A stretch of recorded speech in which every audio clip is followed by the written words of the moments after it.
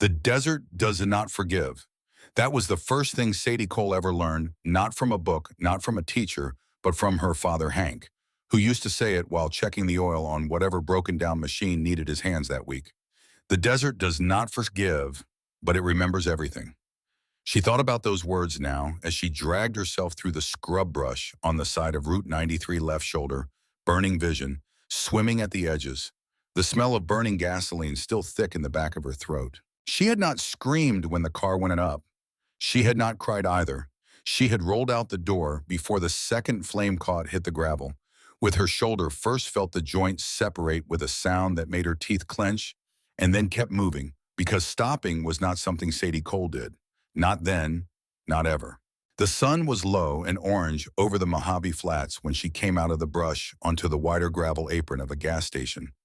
The kind of gas station that looked like it had been forgotten by whoever built it, two pumps under a rusted awning, a hand-painted sign for cold drinks that had faded to almost nothing, a single vending machine that hummed loud enough to hear from the road. There was a truck at one pump. 3 motorcycles parked in the shadow of the awning. 3 men standing near them, big men road-worn wearing the kind of leather that does not come from a store, but gets built up over years of highway.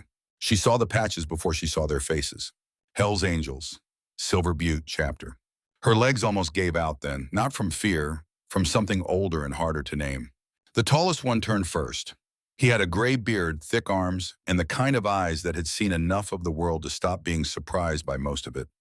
He looked at her the way a man looks at something that does not fit the landscape, not threatening, just calculating, trying to understand what he was seeing. She walked toward them because there was nowhere else to go. She made it 10 feet before her knee buckled. The tall one moved faster than a man his size had any right to move. He caught her by the good arm, not the left one. She noticed that immediately and lowered her to the ground without letting her fall. Up close, his eyes were dark brown and steadier than the ground felt. "You are hurt," he said. It was not a question. "My shoulder," she said. "It is out." He looked at the left arm hanging wrong, then at the dried blood above her eye, then at her jacket. His expression changed, not dramatically, just a shift the way light changes when a cloud moves over it. He was staring at the patch on her jacket. It was her father's jacket. Old black leather, worn soft at the elbows, smelling still faintly of motor oil, and something she could never fully name. On the back was the Silver Butte chapter patch, and beneath it, on a smaller rocker, the words, "In memory," stitched in red thread that had started to fade to pink at the edges. The second man, shorter wide across the chest with a red bandana around his wrist, came over and crouched down beside her. He looked at the patch too. The third man had not moved from where he leaned against the nearest bike. He was watching her with an expression that was harder to read, not cold exactly, but careful. The tall one looked back at her face. "Whose jacket is that?" he said. "Hank Cole's," she said. "He was my father." The silence that followed was the kind that has weight to it, the kind you can feel pressing on your chest. The tall man's jaw tightened. He exhaled slowly through his nose. His name was Tank, though she did not know that yet. She would learn it in the next hour, along with everything else. He said quietly, so quietly she almost did not catch it, "Hank was my brother." Not blood. She understood that. The word brother in this world meant something different, something that was chosen instead of inherited, which sometimes made it mean more. She said, "He never talked about you." Tank said, "I know, that was my fault." The man with the bandana cutter had already pulled out a phone. The third man, Ridge, finally pushed off from his bike and walked over. He looked at her shoulder and said, "That needs to go back in. You want us to take you to urgent care, or do you want it done here?" She looked at him. "Here," she said. "I do not have insurance." Ridge nodded like that was a reasonable answer. He said, "This is going to hurt." She said, "Most things do." He put her shoulder back in its socket in one firm motion. She did not make a sound. Cutter handed her a bottle of water without being asked. Tank was still watching her with that expression she could not fully categorize, somewhere between recognition and something heavier. They got her inside the gas station office where the air conditioning rattled and leaked cold air in uneven bursts. She sat in a plastic chair and drank the water and let the shaking in her hands slowly stop. On the floor beside her feet, she had kept hold of through the rolling and the crawling and the dragging a metal tin box. Old, dented, the size of a paperback novel. It had a small lock on the front that had never been locked in the years she had owned it. Tank looked at it, but did not ask. She looked at him. My car went up about 2 miles back, she said, off the road behind the mesquite. Cutter said engine fire. She said someone packed rags soaked in accelerant under the rear wheel well and connected them to the brake line. When I hit the brakes hard coming down the grade, it caught. The three men looked at each other. Ridge said, "You are sure about that?" She said, "I rebuilt my first engine at 15. I know what an accident looks like, and I know what that looked like." Tank said, "Who did it?" She said, "I have a pretty good idea." He said, "And?" She said, "And I am not sure yet what to do about it." He looked at her for a long moment. Then he pulled a chair over and sat down across from her, forearms on his knees, and said, "Start from the beginning." She looked at the tin box. Then she looked at him. She said, "How well did you know my father?" Tank said, "Well enough to know he was the best man I ever rode with, and well enough to know that when he died, I should have done more than show up to the funeral and disappear." She studied his face. He was not performing guilt. It was just sitting there on him, quiet and long, carried the kind of guilt that a man has made his peace with, even if he has not gotten over it. She said, "He died when I was 14. He said, "I know." She said the sheriff called it an accident. Single vehicle. He went off the road on Miller Pass at night. Tank said, "That is what the report said." She looked at him steadily. He did not go off that road by accident. The office went quiet. Even the air conditioner seemed to pause. Tank said, "What makes you say that?" She reached down and picked up the tin box. She held it in both hands for a moment, the way someone holds something they have been holding for a long time and have not decided yet what to do with. She said, "Because he left me this, and because I finally opened it." Her name was Sadie Cole, and she was 22 years old, and she had been carrying the weight of what she did not know her whole life. She had grown up in a single-wide trailer on the south edge of Blythe, California, which was itself on the south edge of everything that mattered.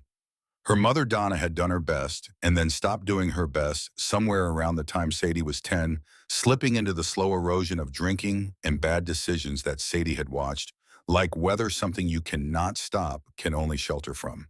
She had learned to cook at 9, learned to do laundry at 10, learned to set a broken finger at 11 because Donna had been in no condition to drive to the clinic.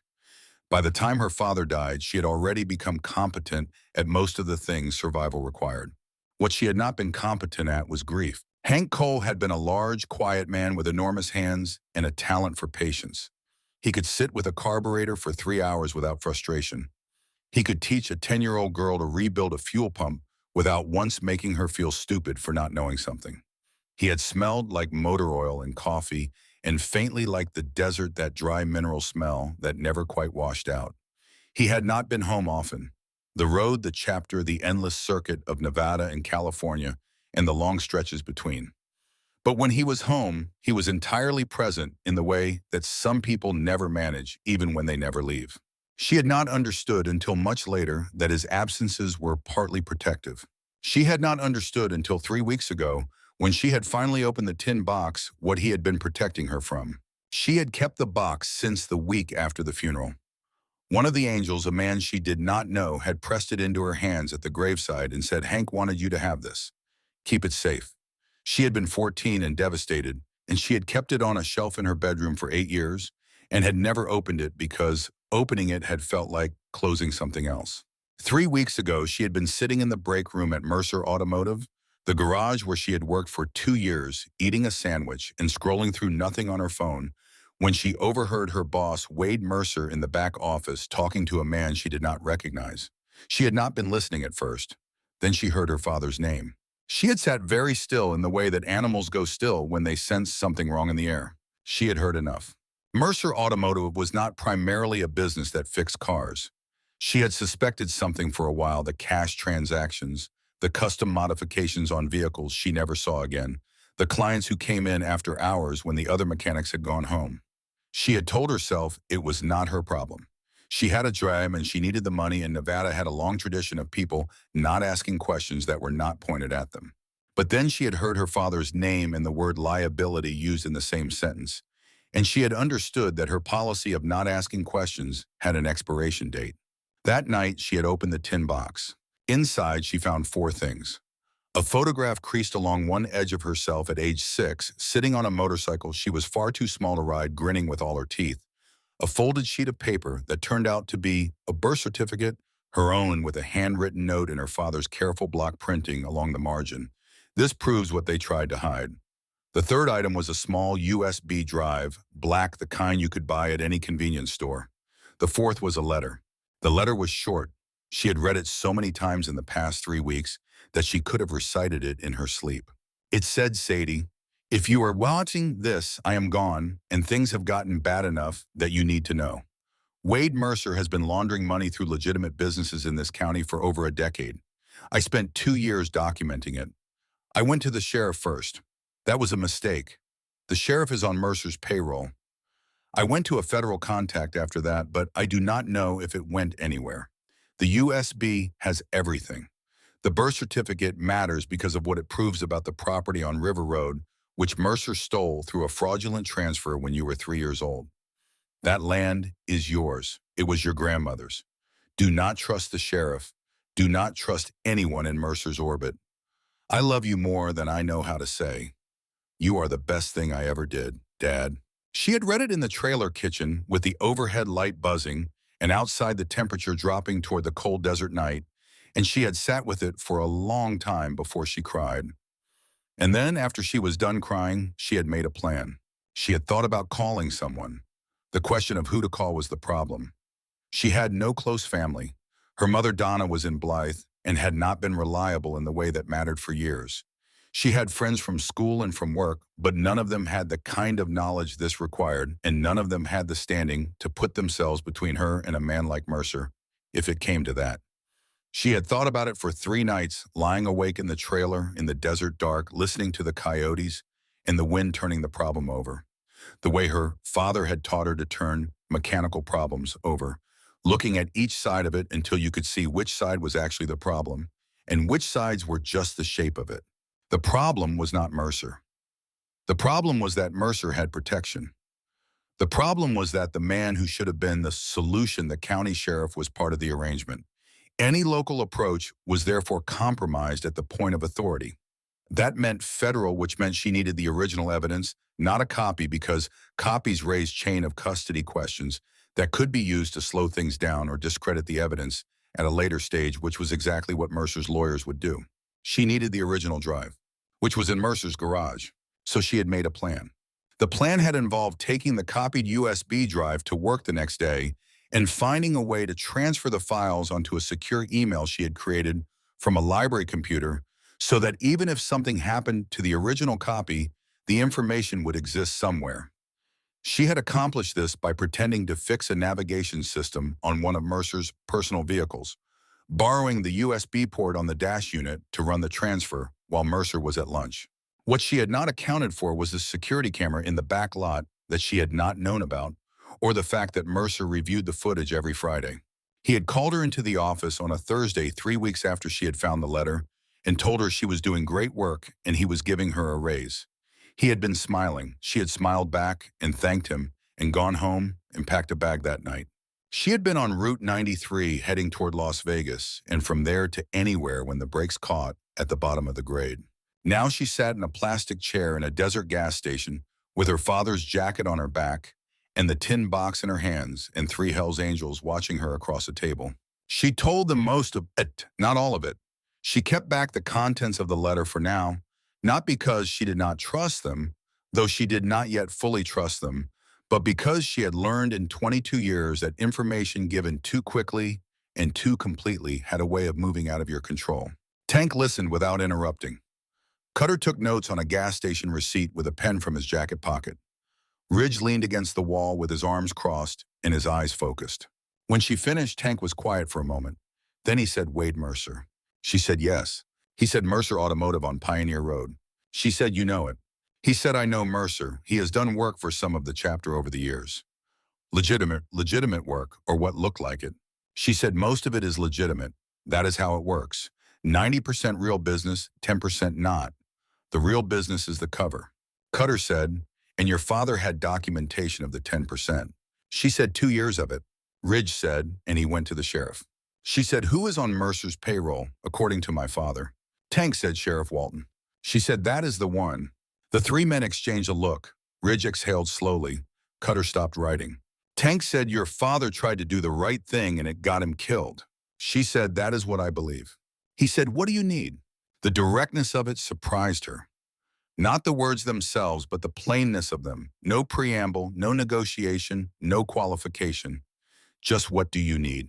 She said, I need to get the original drive to someone who is not bought, federal not county, and I need to do it before Mercer figures out where I am. Tank said he will have people looking. She said he had my car rigged. He is not going to wait and see if I turn up. Cutter said, you have the copy you made. She opened the tin box. She had transferred the copied files to a second drive smaller, which she had taped to the inside lid of the box. She held it up. Cutter nodded. Tank stood. He said, you are not going anywhere alone tonight. She looked at him. I have been going places alone since I was 14. He met her eyes. I know. And you should have had someone watching your back the whole time. He paused. That is on me. He did not expand on it, and she did not ask him to. She could hear what it cost him to say it. Outside, the sun had finally finished going down and the desert had turned the color of ash. Cutter was already on his phone. Ridge had gone to his bike. Tank stood in the doorway looking out at the road. She watched him for a moment. Then she said, he really never talked about you. Tank did not turn around. He said Hank protected the people he loved by keeping them separate from the things that could hurt them, even the things that were good.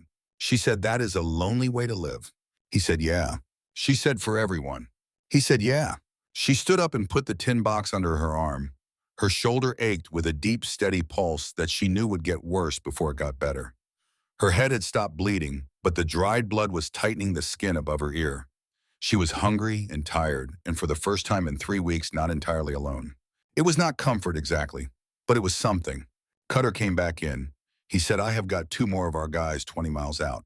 They can be here in 30. Tank said, call them in. He turned to Sadie. We are going to get you somewhere safe tonight. Tomorrow we figure out next steps. She said, you do not have to do this. He said, Hank rode with us for 12 years. He died trying to do the right thing, and we were not there. He looked at her directly. We are here now. She did not argue. There was a version of herself, the 14-year-old version, the one who had learned not to need anyone who would have. But she was 22 and tired, and the man standing in front of her had known her father and was carrying the same kind of grief. She was just differently shaped. She said, all right. Tank nodded once. He said, we will head to the chapter house. It is 40 minutes east. You will be safe there. Cutter said, I will call Ghost. Tank said, yeah. Sadie picked up her jacket from where she had draped it over the chair. She put it back on, carefully easing her left arm through the sleeve. The leather settled around her shoulders, familiar as her own skin. On the back, her father's patch, the silver Butte rocker, the in-memory tag that had faded but not disappeared.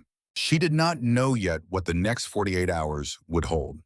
She did not know that by the time it was over, she would have stood in a floodlit field at 2 in the morning and looked a man in the eye who had ordered her father's death and not looked away.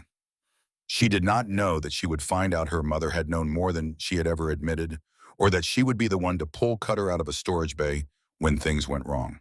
She did not know that her father's patient, careful 2-year accumulation of evidence had been sitting inside a tin box waiting for exactly this and that. The road towards setting it right would require every piece of herself she had. She did not know any of that yet.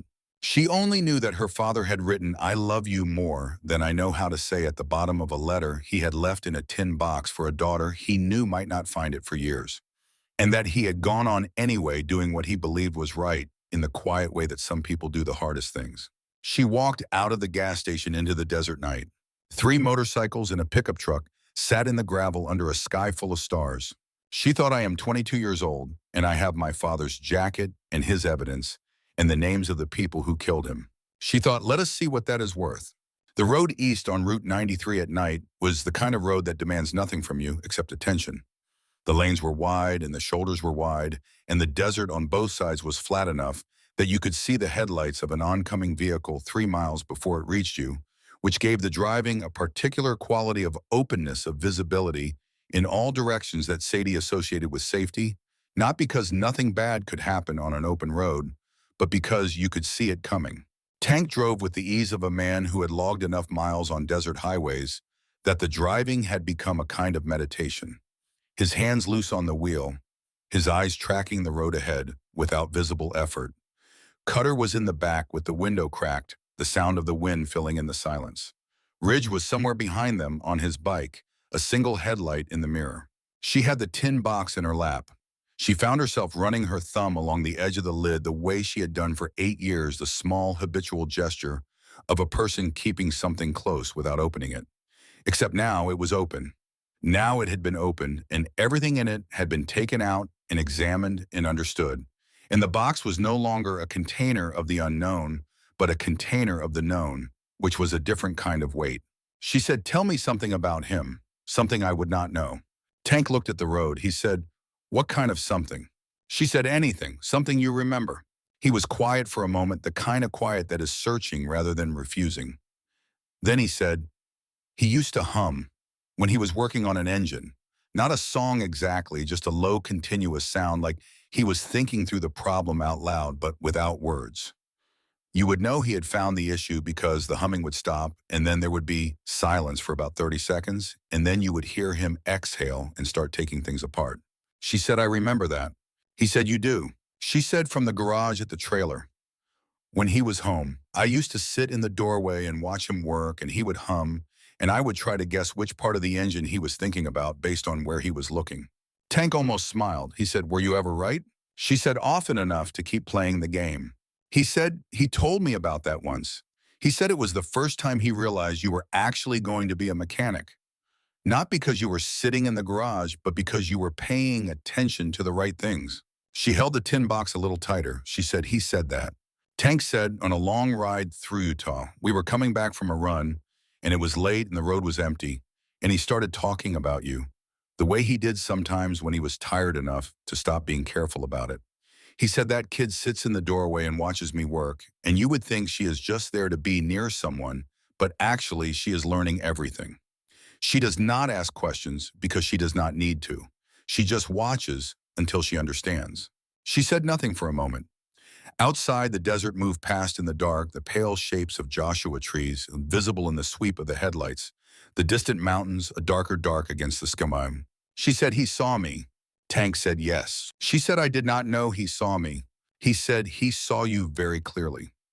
He just could not let you know how clearly, because knowing would have meant explaining why, and explaining why would have meant telling you things that would have put you in danger." He paused. So instead he watched, and he remembered, and he told the people he trusted. She said, "You." He said, "Me," and Ghost, and one or two others who are gone now. He said he kept a picture of you in his wallet, the one of you on the motorcycle, always in the left breast pocket, so it was over his heart when he rode. She looked down at the tin box. She said, "I have that photograph." He said, "I figured that was where it ended up." She said, "It was the first thing in the box." He said, "Yeah, he would have wanted that." The miles passed, the road stayed empty, the stars above the desert were extraordinary, and she noticed them the way she always did on clear desert nights, with the specific kind of attention that large and indifferent beauty requires, not wonder exactly, but something close to it, the awareness that you are very small, inside something very large, and that this is not threatening, but simply true. She said, "What was he like when he was angry?" Tank said, quiet. He said it immediately, like it was not a thing he had to think about. Everyone else got louder. Hank got quieter. You could tell how serious he was about something by how far his voice dropped. He paused. The only time I ever heard him actually raise his voice was the day he found out what Mercer had done with the River Road property. He came in and sat down at the chapter house table, and he was quiet for a long time, and then he said one sentence at a normal volume, and then he sat quietly again for another few minutes, and then he stood up and said he had some work to do and left. She said, "What was the sentence?" Tank said, "He said that land belonged to her grandmother, and I am going to get it back for her." She pressed her lips together. She kept her eyes on the road ahead. He said he meant it. He started building the case file within the month. She said he started it for the land. Tank said he started it for the land. It became what it became because of what he found while he was looking at the property records. The money laundering, the sheriff, all of it. The land was the door. Your grandmother's property was why he started looking. He looked at the road. He never stopped thinking about getting it back to you. Even as the case became something bigger than the property was always part of it. She said, he spent 2 years building a federal fraud case to get me a piece of land. He said, among other things. She said, that is extraordinary. He said he was an extraordinary man. He paused. You knew that. She said, I am still learning how extraordinary. He said, yeah. He looked at the road. Some people are so much larger than the space they took up in your life that it takes years after they are gone to understand the full dimensions of them. She said, that is a thing, Hank would have said. He said he did say it. About his own father, I borrowed it. She looked at him. He was watching the road with that steady attention, the miles turning under the wheels, the desert continuing in all directions. She said, I am glad you were there today. He said, I am glad you came out of that brush line instead of deciding to handle it on your own. She said, I was not going to handle it on my own.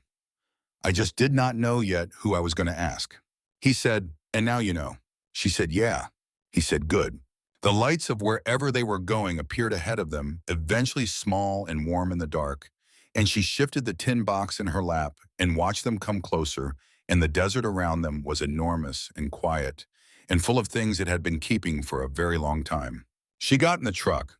The engines turned over one by one, and they pulled out onto Route 93, and the desert night closed in around them, like it always does, quiet and enormous and old, keeping its own counsel, remembering everything. The Silver Butte chapter house sat at the end of a dirt road that did not appear on any map Sadie had ever seen. It was a long, low building, part concrete block, part timber, addition, with a corrugated metal roof and a wide covered porch where a dozen motorcycles stood in a row like a congregation at prayer. Floodlights on the corners threw hard yellow light across the yard. A chain-link fence ran the perimeter.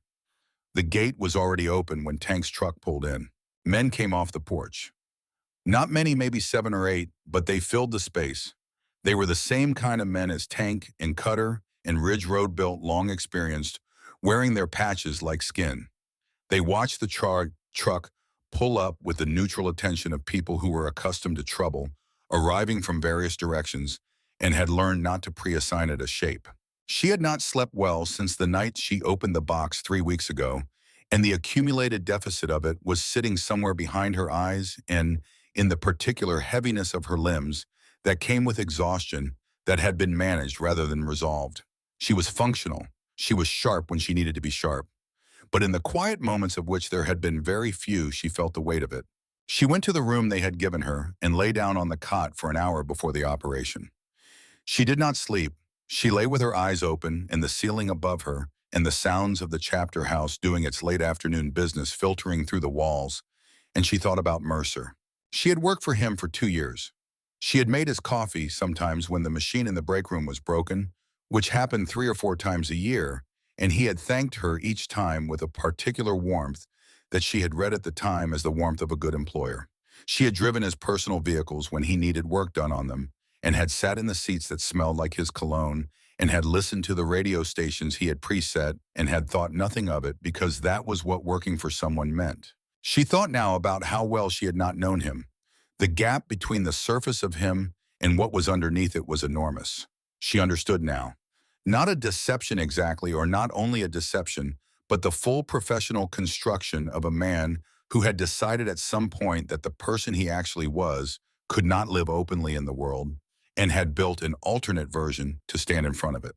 She understood something about that, not the criminal part, but the construction of an exterior that functioned as protection for an interior that could not afford to be known. She had done her own version of it since she was 14, the capable and self-contained and not particularly available version of herself that she had worn through garages and towns in years of being on the practical side of things. The difference between her and Mercer was what the interior was protecting. His was protecting something that had cost her father his life.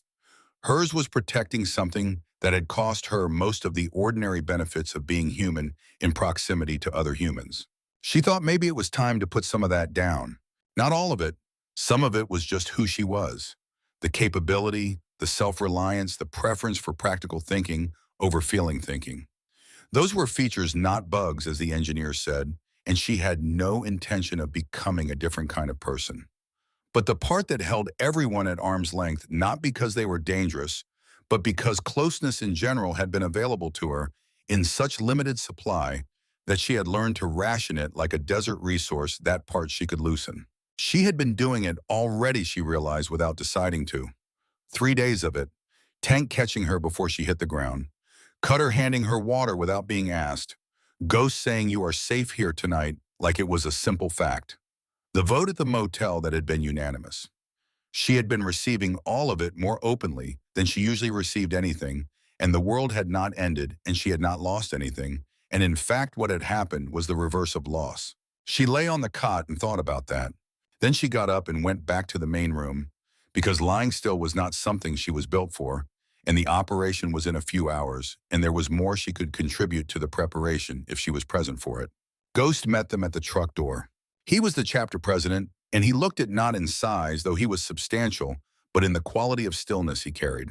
He was in his mid-50s, silver-haired at the temples, with a face that had been rearranged a few times over the years and settled into something that suggested both experience and deliberateness. He looked at Sadie when she climbed out, and then at the patch on her jacket, and then at Tank. Tank said Hank Cole's daughter. Ghost, I said, I know whose jacket that is. He looked at Sadie for another moment, and then said, you are safe here tonight. Come inside. Inside smelled like coffee and machine oil and old wood familiar, in the way that mechanical spaces always were to her. The main room had a long table running through the center of it, mismatched chairs, shelves of tools and maps, and containers of various hardware along the walls. On the far wall was a collection of photographs framed black and white and color spanning what looked like several decades. She did not look for her father in them yet. She would eventually, but not then. They sat her at the table. Someone brought coffee. Someone else brought a first aid kit and cleaned the cut above her ear without making a production of it. Her shoulder had stiffened during the ride, and moving it made her jaw tighten, but she did not mention this. Ghost sat across from her. Tank sat to her right. Cutter and Ridge settled into chairs further down the table. Ghost said, Tank tells me you have documentation of criminal activity connected to Wade Mercer.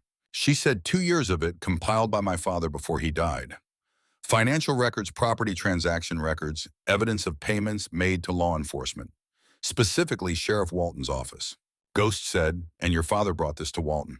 She said yes, and died within 6 months. Ghost was quiet for a moment. He said, we have had suspicions about Mercer for a long time, nothing solid. She said, my father made it solid. Tank said, the USB with the original files is in Mercer's garage. Sadie made a copy, but we need the original to establish chain of evidence. Sadie said, I know where it is. Mercer does not know I know. Ghost said, meaning. She said my father hid it inside a vehicle that has been sitting in Mercer's back storage bay for 8 years. A 1966 Ford Bronco that Mercer acquired through the same fraudulent property transfer my father documented. That vehicle belongs to my grandmother's estate, which means it belongs to me. The drive is inside the dashboard behind the instrument cluster. My father's letter described it exactly. Ridge said, you want to go back to Mercer's garage? She said, I need to go back to Mercer's garage. Tank said, he will have people watching it now. She said, he will have people watching the front. I know the back of that property better than most of his crew. I have been working there for 2 years. Cutter said, and if he has moved the vehicle. She said he will not have. The Bronco is part of his cover for the property claim. He needs it where it is for the legal record. Moving it changes his exposure. Ghost looked at her steadily. He said, you have thought this through. She said, I have had 3 weeks and not much else to think about. He was quiet again. Then he said, we will plan it for tomorrow night. Tonight you rest. She said, I do not need to rest. He said, you have dislocated your shoulder. You have got a gash above your ear, and you have been running on adrenaline since your car caught fire. He said it without edge, just plainly. You are useful to your father's cause if you are functional. Rest tonight. She looked at him. He looked back. The quality of his attention was different from most people's less evaluative, more listening. She recognized it because her father had had it. She said, all right. They gave her a room at the back of the building, small, clean, with a cot and a wooden chair and a window that looked out on the dark desert. She lay down with her father's jacket folded under her head because it was the most she could do in the way of comfort. And she stared at the ceiling and did not sleep for 2 hours, and then finally did. She dreamed of her father's hands on an engine block patient, and sure, the same hands she had watched her whole childhood explaining something she could not quite hear over the sound of the wind. He was not looking at her in the dream.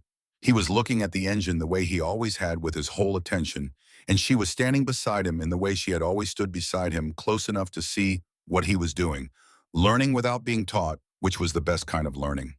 When she woke, the room was pale with early light, and the desert outside was already warming, and she lay still for a moment in the particular stillness that follows a dream about someone you have lost, letting it settle before the day came in. In the morning, Tank found her already at the table with a coffee and the tin box open in front of her, reading her father's letter for what was probably the 40th time. He said, "How long have you had that?" She said, "8 years, 3 weeks since I opened it." He sat down across from her. He said, "Can I ask why you waited?" She looked at the letter. She said, "Because opening it felt like deciding he was really gone." She paused. As long as I had not opened it, it was still just a box, something I was keeping, not something I was using. Tank was quiet. Then he said, "He wrote to you." She nodded. He said, "What did he say?" "You do not have to tell me." She looked at him. She said, "He said I was the best thing he ever did." Tank's expression did not change exactly, but something in it deepened. He said, "He used to say that about you. When we rode together, he would bring it up sometimes at the end of a long day when things had gotten difficult, and he would say, 'I have got this kid,' and the way he said it, you understood that was the thing that made everything else bearable. He would not say much else about it. He was not a man who used many words for the important things. But the way he said, 'I have got this kid,' you heard everything in it." She looked down at the letter. She said, "He kept me separate on purpose, to protect me." Tank said, "Yes." She said, "And I spent most of my life thinking he just was not around." Tank said, "I know. He knew you might think that. He said it once that the risk of keeping you safe was that you would think he did not care, and that he had decided that was better than the alternative." He paused. He was not wrong about the danger. Men like Mercer do not hesitate when they feel threatened. Your father understood that very clearly. He chose the option that kept you alive, even if it cost him the option of being known. She said, "Him being right does not make it not hurt." He said, "No." He paused. "Nothing makes it not hurt. I have found that to be consistently true." She looked at him. She said, "Why did you not stay in touch after he died?" He said, "I told myself it was because I did not have the right, that you were Donna's daughter, not mine, and that I had stayed away long enough that showing up would just be reopening something." He looked at his hands. "The truth is, I felt guilty that I had let us drift apart, and I did not know how to face that. When Hank died, I thought about reaching out. I thought about it more than once over the years. And every time I talked myself out of it with reasons that sounded better than they were."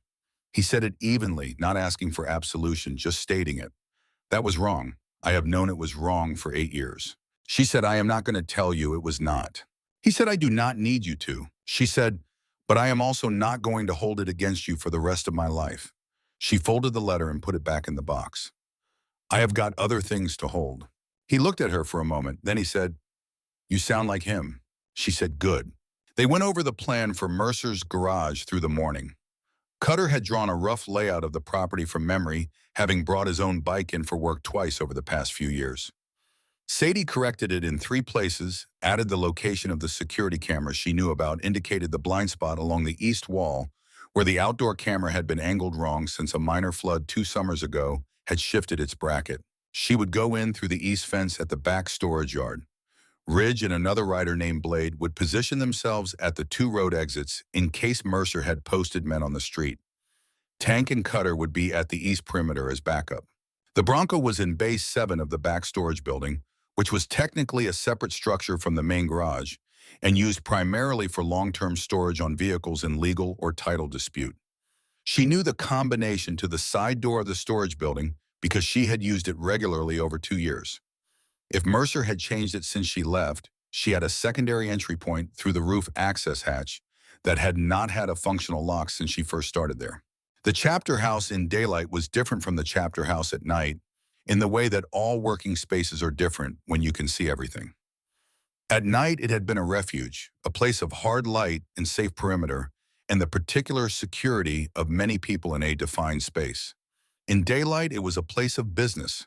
The same energy but visible, the work of maintaining a chapter in Nevada made concrete. The bikes lined up for attention, the table spread with the ongoing administration of a group of people who took their commitments seriously, the map of the region with routes marked in pencil and then erased and then marked again as circumstances changed. She walked through it in the morning, slowly letting herself actually see it, instead of moving through it with the compressed attention of someone in a crisis. The photographs on the wall she went back to.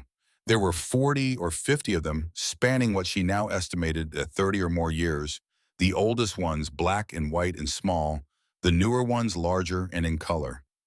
She looked for her father in all of them and found him in 6. In each one, he looked slightly different, the way people do in the photographs that mark out a life, the particular differences of age and season and circumstance. In one, he was very young, early 20s, she thought, standing beside a bike with his arms crossed and squinting against the sun with the self-conscious certainty of a young man who has just become the person he is going to be. In another, he was in the middle of a long table of men, and the occasion seemed to be a meal. Someone's birthday, maybe? And he was mid-laugh again, that complete surrender to a moment of genuine amusement that seemed to have been one of the faces he had available that she had never known him to produce at home. In another which she stood at, for the longest time, he was alone in profile, looking at something off to the left of the frame that she could not identify with an expression that was completely still and entirely internal, the face of a person engaged with something in their own mind that the external world was temporarily not part of. She thought she recognized that expression because she had seen it in her own mirror, the face of someone working through a problem. She said to herself in the empty end of the room where she was standing, "I see you." Ridge came up behind her with coffee, which she accepted. He said he used to stand like that, looking at things. She said, "What was he looking at?" Ridge said, "Usually nothing, or everything." He said that sometimes standing still and looking at the middle distance was how he did his best thinking. He paused. He also used to say that the desert was good for that because it gave you so much distance to look at that your eyes could rest while your brain worked. She said, "That is practical." He said he was a practical man. She said, "What did he think about the most? Do you know?" Ridge said, "You, the road, engines." The order changed depending on the day. He looked at the photograph. Toward the end, when he was deep in the case file, it was the case mostly, but before that, anytime someone asked him what he was thinking about when he got quiet like that, he would say, "I am thinking about my kid." She held her coffee cup in both hands. She said, "I did not know." Ridge said, "He thought you were better off not knowing. He thought knowing would mean explaining. He thought explaining would mean danger. He made the calculation every time, and every time it came out the same way." She said he was probably right. Ridge said he was right about the danger. Whether it was the right calculation overall is a harder question, and I do not think anyone can answer it except you. She looked at the photograph of her father looking at something she could not see. She said, "I think he did the best he could with the options he understood himself to have." Ridge said, "That is generous." She said, "I have been angry at him for 8 years for being absent." She paused. "I think I earned the right to be generous now." He said, "Fair." She turned away from the wall. The rest of the morning was planning the kind of careful, practical work she was good at, and being good at it helped. She understood the storage building better than anyone in the room, and she explained it in the clear, specific language of someone who had worked a space for 2 years and knew every corner of it, where the lights were, where the cameras were, how the bays were numbered and what was in each one, the height of the fence and the particular section where the post was loose, which she had been meaning to mention to Mercer for a year and had not, and which now was going to be their entry point. Cutter listened to all of it and asked good questions. He had a quality of focused attention to operational details that she appreciated, the same quality she had the mechanic's habit of wanting to understand the whole system before you touched any part of it. She found herself trusting him in the room-specific way that you trust someone who is competent at the same things you are competent at, not personal trust yet, but professional trust, the kind that accumulates quickly between people who share a standard. He said at one point, "You are very good at this." She said, "At what?" He said, "Understanding systems, knowing how things connect. It is the same skill as working on engines, but applied to spaces and security." She said, "My father was good at it too." He said, "Yeah." He paused. "It is a thing that runs in some people." Ghost said from the other end of the table, "Are we ready?" She said, "Yes." He said, "Then tonight." She said, "Tonight." Ghost sat with them through the planning and said almost nothing. At the end, he said, "You are not going in alone." She said, "Sending in a man in a patch at 11 at night increases the visibility of the operation." He said, "Agreed. Cutter goes in with you. He has been in tighter spots than a storage bay, and he will not be seen from the road." She looked at Cutter. Cutter said, "I will do what you say in there. You know the space." She said, "Fine."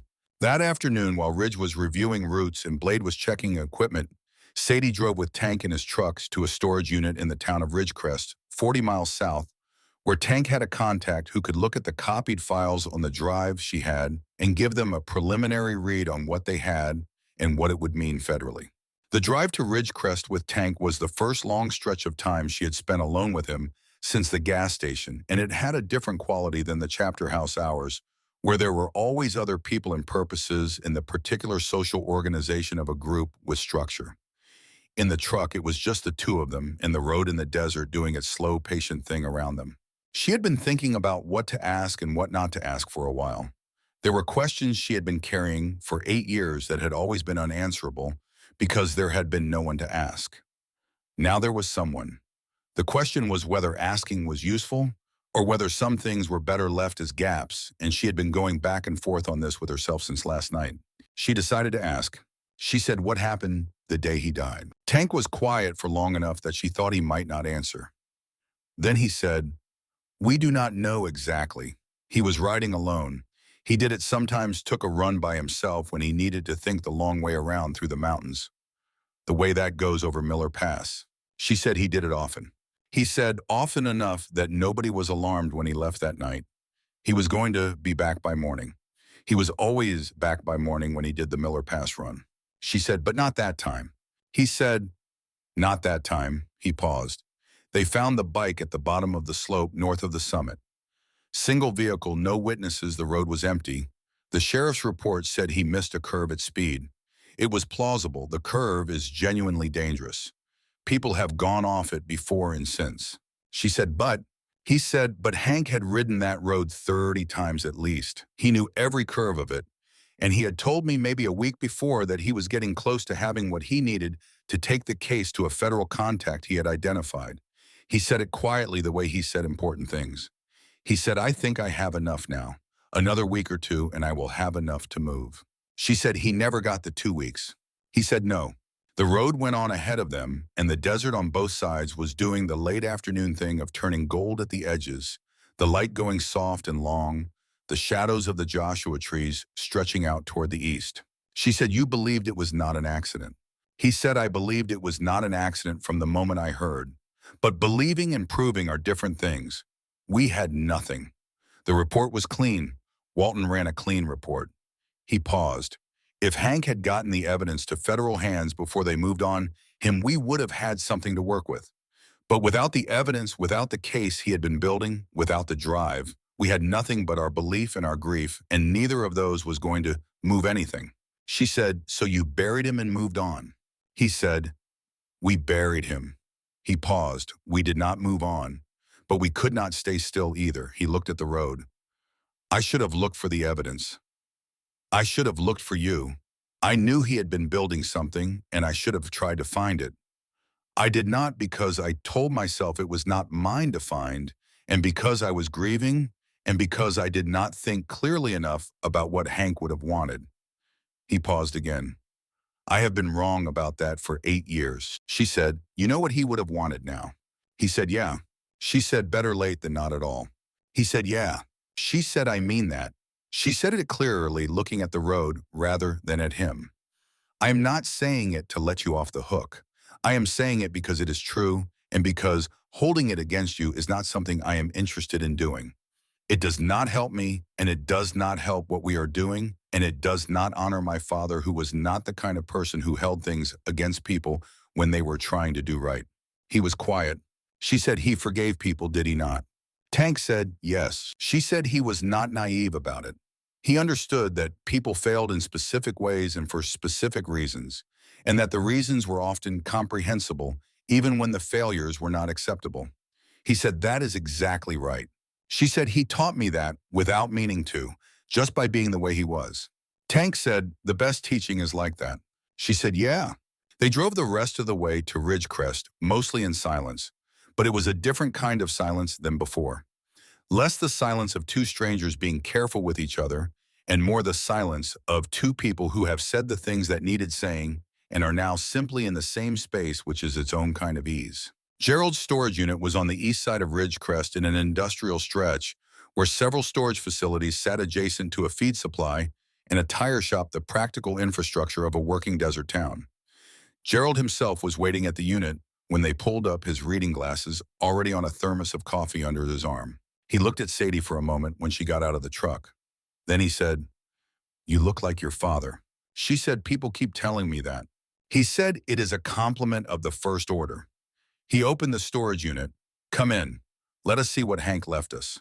The contact was a man named Gerald, mid-60s, who had worked for 20 years in the Financial Crimes Division of the FBI before retiring to a ranch property outside Ridgecrest, and apparently a storage unit full of equipment that suggested retirement had been loosely defined. He wore reading glasses on a chain and spoke in a careful, deliberate way that reminded Sadie of an accountant, which he told her he had trained as before the FBI. She gave him the drive. He spent 45 minutes going through the files and did not speak during any of it. She and Tank sat on folding chairs and waited. The storage unit smelled like old paper and electronics and the particular dry dust of a space that is used but not lived in. A small fan on a shelf moved the air without cooling it. Outside, the afternoon was hot and bright, and the desert was doing what it always did in the afternoon, baking under the sun with the particular patience of something that has never needed to be anywhere else. Gerald said finally, "This is organized very well. Whoever put this together understood what federal prosecutors need." She said my father was methodical. Gerald said he was more than methodical. This has timestamps corroborating records, cross-references to publicly filed documents that contradict the private records. He built a case, not just a collection of evidence. He understood the difference between having proof and presenting proof, and he built this for presentation. Tank said, "Enough to take to the Bureau." Gerald said enough to open a full investigation. "Certainly. Depending on what the original drive has, that this one might be missing, possibly enough to take directly to a federal grand jury." He looked at Sadie over his glasses. "Your father was trying to get to the feds all along. He just ran out of time before he could get the original to anyone he trusted." She said he trusted the wrong person first. Gerald said yes. He looked back at the screen. "Sheriff Walton is named in several of these transaction records. There are 4 payments directly traceable to a shell company that I can identify in about 10 minutes as registered to Walton's brother-in-law." Tank said, "That is enough for an arrest." Gerald said, "That is enough for 2. He looked up. "But I want the original drive. The copy is sufficient to start a conversation. The original is what ends it." She said, "We are getting it tonight." Gerald said, "I will be available by phone. When you have it, call me directly. I have a contact at the Las Vegas field office who owes me a significant professional debt." She said, "How long has Walton been doing this?" Gerald said, "Looking at these dates, at least 11 years, possibly longer." She said, "My father died 8 years ago." Gerald said, "Yes." He said it simply, not cruelly, just acknowledging what that meant. She appreciated that he did not dress it up. She said, "And Mercer, how long has he been running the financial operation?" Gerald said, "Based on the earliest transaction records here, at least 13 years. He built the shell company infrastructure gradually. Very patient, very careful. He started with small amounts and scaled up only when the protection network was solid enough to support the increased exposure." Tank said, "So Walton was the insurance policy." Gerald said Walton was one of several instruments. But yes, county law enforcement was the primary protection layer for Mercer's operation. Your father identified this correctly. The federal angle was the only viable approach, which is exactly what he was trying to reach when he died. She sat with that for a moment. Her father sitting somewhere with papers spread around him, connecting dots, building a structure of evidence designed to survive the corruption at the local level and reach the one authority that could act above it. Working alone, working carefully, working for 2 years toward a goal that would cost him everything. She said he was the smartest person I knew. Gerald said, "The evidence suggests that." He looked at her. "And so does the fact that he raised someone who knew immediately what to do with what he left her." They drove back in the early evening with the desert cooling around them and the first stars just appearing above the eastern ridgeline. Tank drove and did not push conversation, and she was grateful for it. She watched the road and thought about her father sitting at a table somewhere 8 or 9 years ago, building a case file with the slow, careful attention he brought to everything, knowing that the people he was documenting had reach into the county law enforcement, knowing he was doing something genuinely dangerous, doing it anyway. She thought about the letter. "I love you more than I know how to say." She said to the windshield, "He really thought he could protect me from all of it." Tank said, "He did protect you from most of it for 8 years." She said, "And then it came back around." He said, that is how things like this work. You can delay them, not stop them. She said he stopped it. He just did not get to see it. Tank said no. She said, we are going to see it. He said, yeah. She had stopped eating after lunch, and by the time they got back to the chapter house, her stomach was tight and her hands were steady in the way that hands get steady when there is work ahead, and the body understands this is not the time for anything else. She went over the storage building layout one more time with Cutter while the others prepared. Blade showed her the signal he would use from the road. Ridge walked the east fence line with her in the afternoon light, confirming the camera angles and the blind spot. Everything checked out the same way it had in the morning. At 9 o'clock they ate, sandwiches and coffee, practical and without ceremony. Ghost sat at the end of the table and said little, which by now she understood was not disengagement, but the particular focus of a man who had done this kind of thing many times and knew that talking too much in the hours before something happened was a way of using up attention you would need later. She found herself without planning to looking at the wall of photographs again. She found him in the third row from the top second from the left in a group shot that looked like it had been taken somewhere on a long road mountains in the background, everyone squinting against the light. He was laughing. Full unguarded, the kind of laugh that a person with a talent for quiet only produces when they forget to be careful. She had seen photographs of him before, of course, but not this one. Not him caught in a moment of genuine ease, surrounded by men he trusted laughing at something she would never know the source of. She stood in front of it for a long time. Tank came up beside her. She said, when was this? He said, somewhere in Nevada, 11 years ago, maybe 12. We had ridden up through Ely and come back down by way of the basin. He paused. He had told a joke, an actually funny one, which was rare. He was not usually the one who made people laugh. He was usually the one who said the thing that made people go quiet and think. But that day he told a joke, and everyone lost it. She said, what was the joke? Tank was quiet for a moment. Then he said, I cannot remember it. I just remember that he told it. She said, that sounds right. She looked at the photograph one more time and then turned away. There was work to do, and looking at photographs of the dead was something she could do more of when it was over. The operation that night went wrong in the second hour. Not catastrophically, not at first, but wrong enough. They got in clean. The combination on the side door had not been changed, which surprised Sadie slightly, and then made her think it meant Mercer was either confident or arrogant, and she had spent enough time around him to know it was both. The storage building was dark and smelled like rust and old rubber, and the deep grease smell of long-neglected engines. She moved through it by memory, and the thin beam of a small flashlight cut her a step behind her, following her lead, without question, the way he had said he would. She moved through the first 3 bays, quickly past the shapes of tarp vehicles that had been there since before she started the long-term cases that never quite resolved, the disputed titles and the probate holds, and the insurance salvages that sat in legal limbo year after year, gathering dust. Bay 4 had a Pontiac she had worked on twice.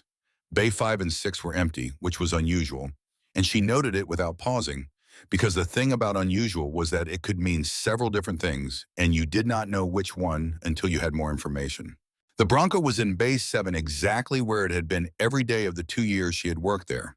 It was covered by a canvas tarp that had begun to deteriorate at the corners. She pulled the tarp back from the front end, opened the driver door, and slid into the seat. The interior smelled like dust and time.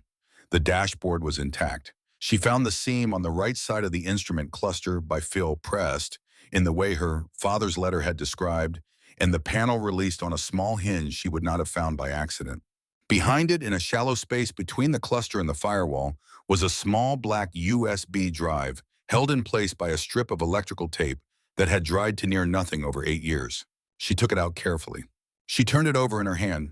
It was physically identical to the drives in her father's letter, the cheap convenience store kind, which made it both deliberately inconspicuous and somehow unbearably ordinary for what it contained. 8 years in a hiding place that she was the only person who knew about, because her father had described it in a letter that had been in a tin box that had sat on a shelf in Blythe, California unread until 3 weeks ago, when she finally opened it in a trailer kitchen at midnight.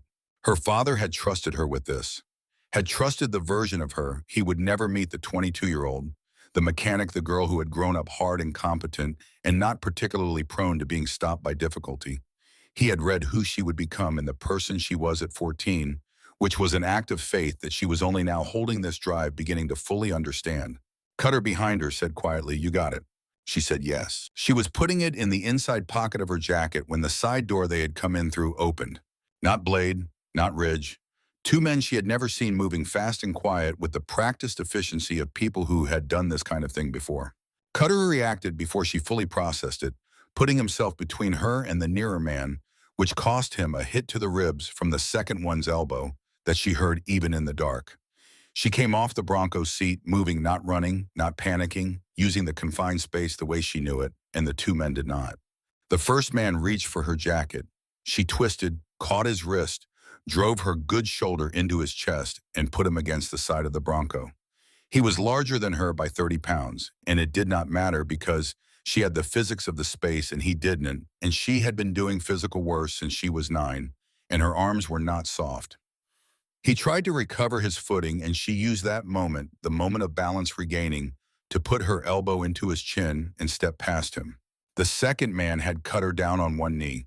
She pulled the first man off balance, sent him into a steel shelving unit that came down with a crash in the dark, and turned in time to put her boot into the back of the second man's knee. He went down hard. Cutter came up, one arm across his ribs, breathing controlled but tight. Outside, she heard Ridge's signal, 2 quick engine revs, which meant a vehicle approaching from the north. She said, "We need to go now." Cutter was breathing hard, one arm across his ribs. He said, "Yeah." They went out the way they had come in, moving fast along the east wall in the camera blind spot. Behind them, she heard the two men getting up, heard one of them on a phone, heard the name Mercer. They made the fence. Cutter went over it, and she heard the sound he made when he landed, suppressed but involuntary, and she understood his ribs were more than bruised. She went over after him. Ridge was there with the bike. Blade was on the road, engine running. She got Cutter onto Ridge's bike and got behind Ridge. Blade covered them out. Tank was half a mile up the road where they had agreed, and when she climbed into the truck and told him what had happened and held up the drive, his expression went through several things quickly before settling on something steady. He said, "Cutter." She said, "His ribs. He needs to be looked at." Tank was already driving. He said, "Did they see your face?" She said, "Yes." He said, "Both of them?" She said, "Yes." He said, "Mercer will know you have the drive by morning." She said, "He probably already knows." He sent 2 men who knew where to look. He knew about the Bronco. Tank said, "How?" She said, "He has had 8 years to go through that garage. He either found the drive himself and moved it, or he did not find it, but suspected it was there. He was watching the Bronco." Tank said, "If he did not find it and does not know what was on it." She said, "He knows what my father was building. He knows what it would mean if it got to the right people. He will come at us now, not cautiously." Tank said, "Let him come." She said, "He will not come at us. He will go around us. He has the sheriff. He has people. He will try to discredit the evidence before we can get it out." She put her hand on the outside of her jacket pocket where the drive was. Then she said, "We need to call Gerald tonight." Tank said, "It is past midnight." She said, "He told us to call when we had it." Tank reached into his jacket and handed her his phone. Gerald answered on the second ring. She said, "We have the original." There was a brief silence. Then Gerald said, "Where are you?" She told him. He said, "My contact at the Las Vegas field office is named Diane Marsh. I am going to call her right now. Do not stop moving. Do not go back to the chapter house. Find somewhere Mercer does not know and stay there until you hear from me." She said, "How long?" He said, "If Diane moves on this the way I think she will by morning." She said, "And if she does not?" Gerald said, "She will." He said it with a certainty that did not sound like optimism, just knowledge. Then he said, "Your father put 8 years of work into this. It is not going to stay buried." She held the phone after the call ended and watched the headlights pulling the road toward them out of the dark. Cutter's breathing from the back seat was careful and measured, and she knew he was working to keep it steady, the way you breathe around cracked ribs, shallow and controlled. She said without turning around, "We are going to get you to a doctor." He said, "After we are clear." She said, "That means the same thing." He made a sound that might have been a laugh. Tank drove east on a county road that went through nothing for 20 miles, which was exactly what they needed. The desert opened up on both sides, flat and enormous and indifferent, and the sky above it was the kind of clear you only get far from cities, every star visible and positioned. She looked at it for a long time.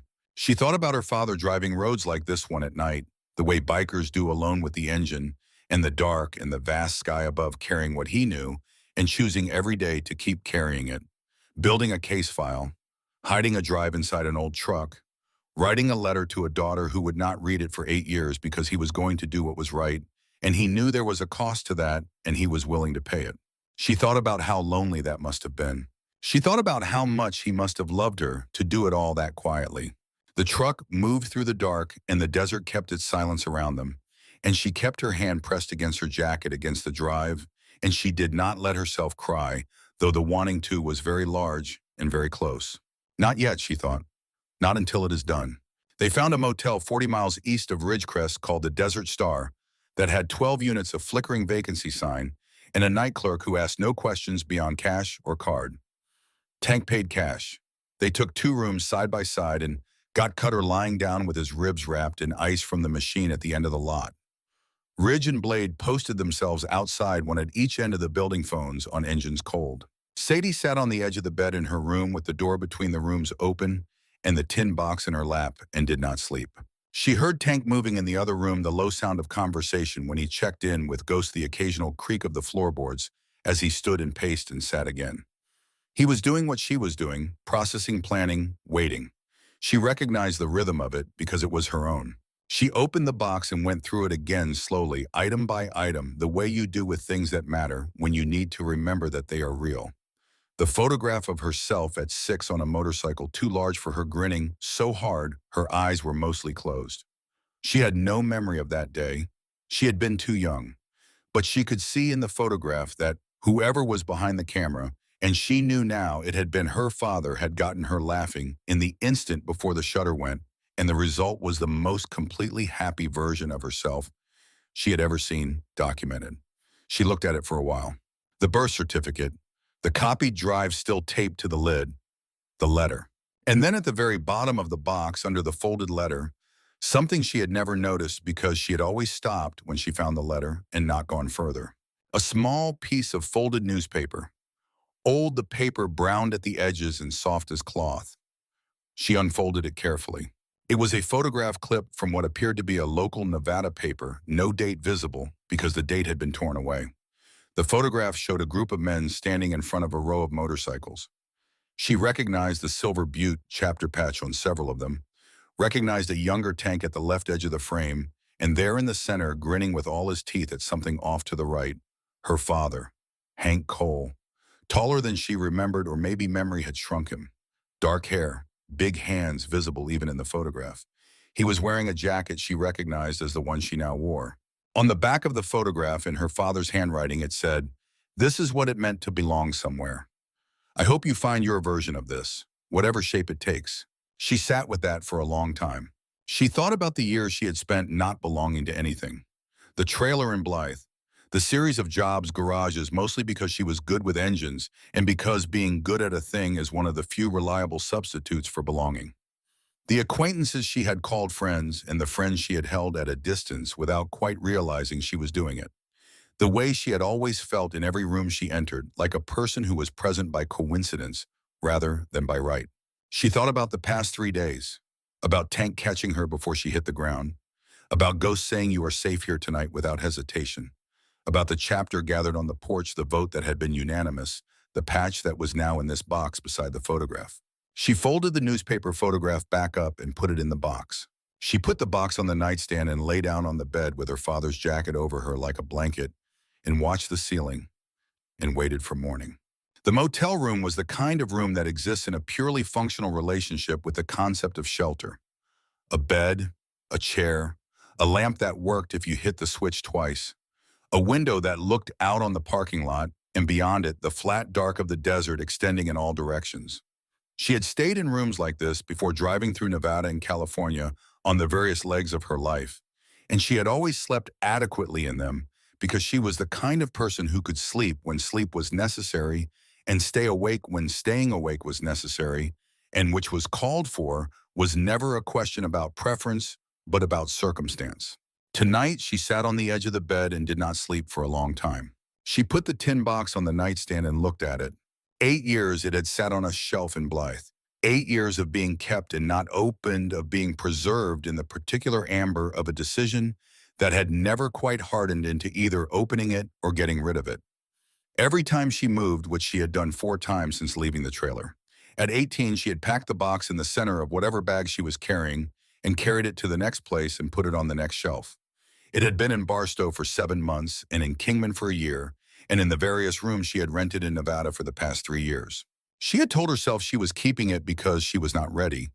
The truth was more precise than that. She had been keeping it because as long as it was unopened, it could contain anything. Opened, it would contain only what it actually contained, which might be very little or might be something she was not prepared for, and the uncertainty had been easier to carry than either of those possibilities. Now she knew. And the knowing was harder than the uncertainty had been in some ways and easier in others. The way truth usually was, the way that seeing something clearly was both a relief and an adjustment. She opened the box and laid everything out on the bedspread. The photograph of herself at 6, grinning too small for the motorcycle, entirely happy in the way that 6-year-olds are happy when someone they love is behind a camera and the day is good. The birth certificate with her father's handwriting in the margin. This proves what they tried to hide.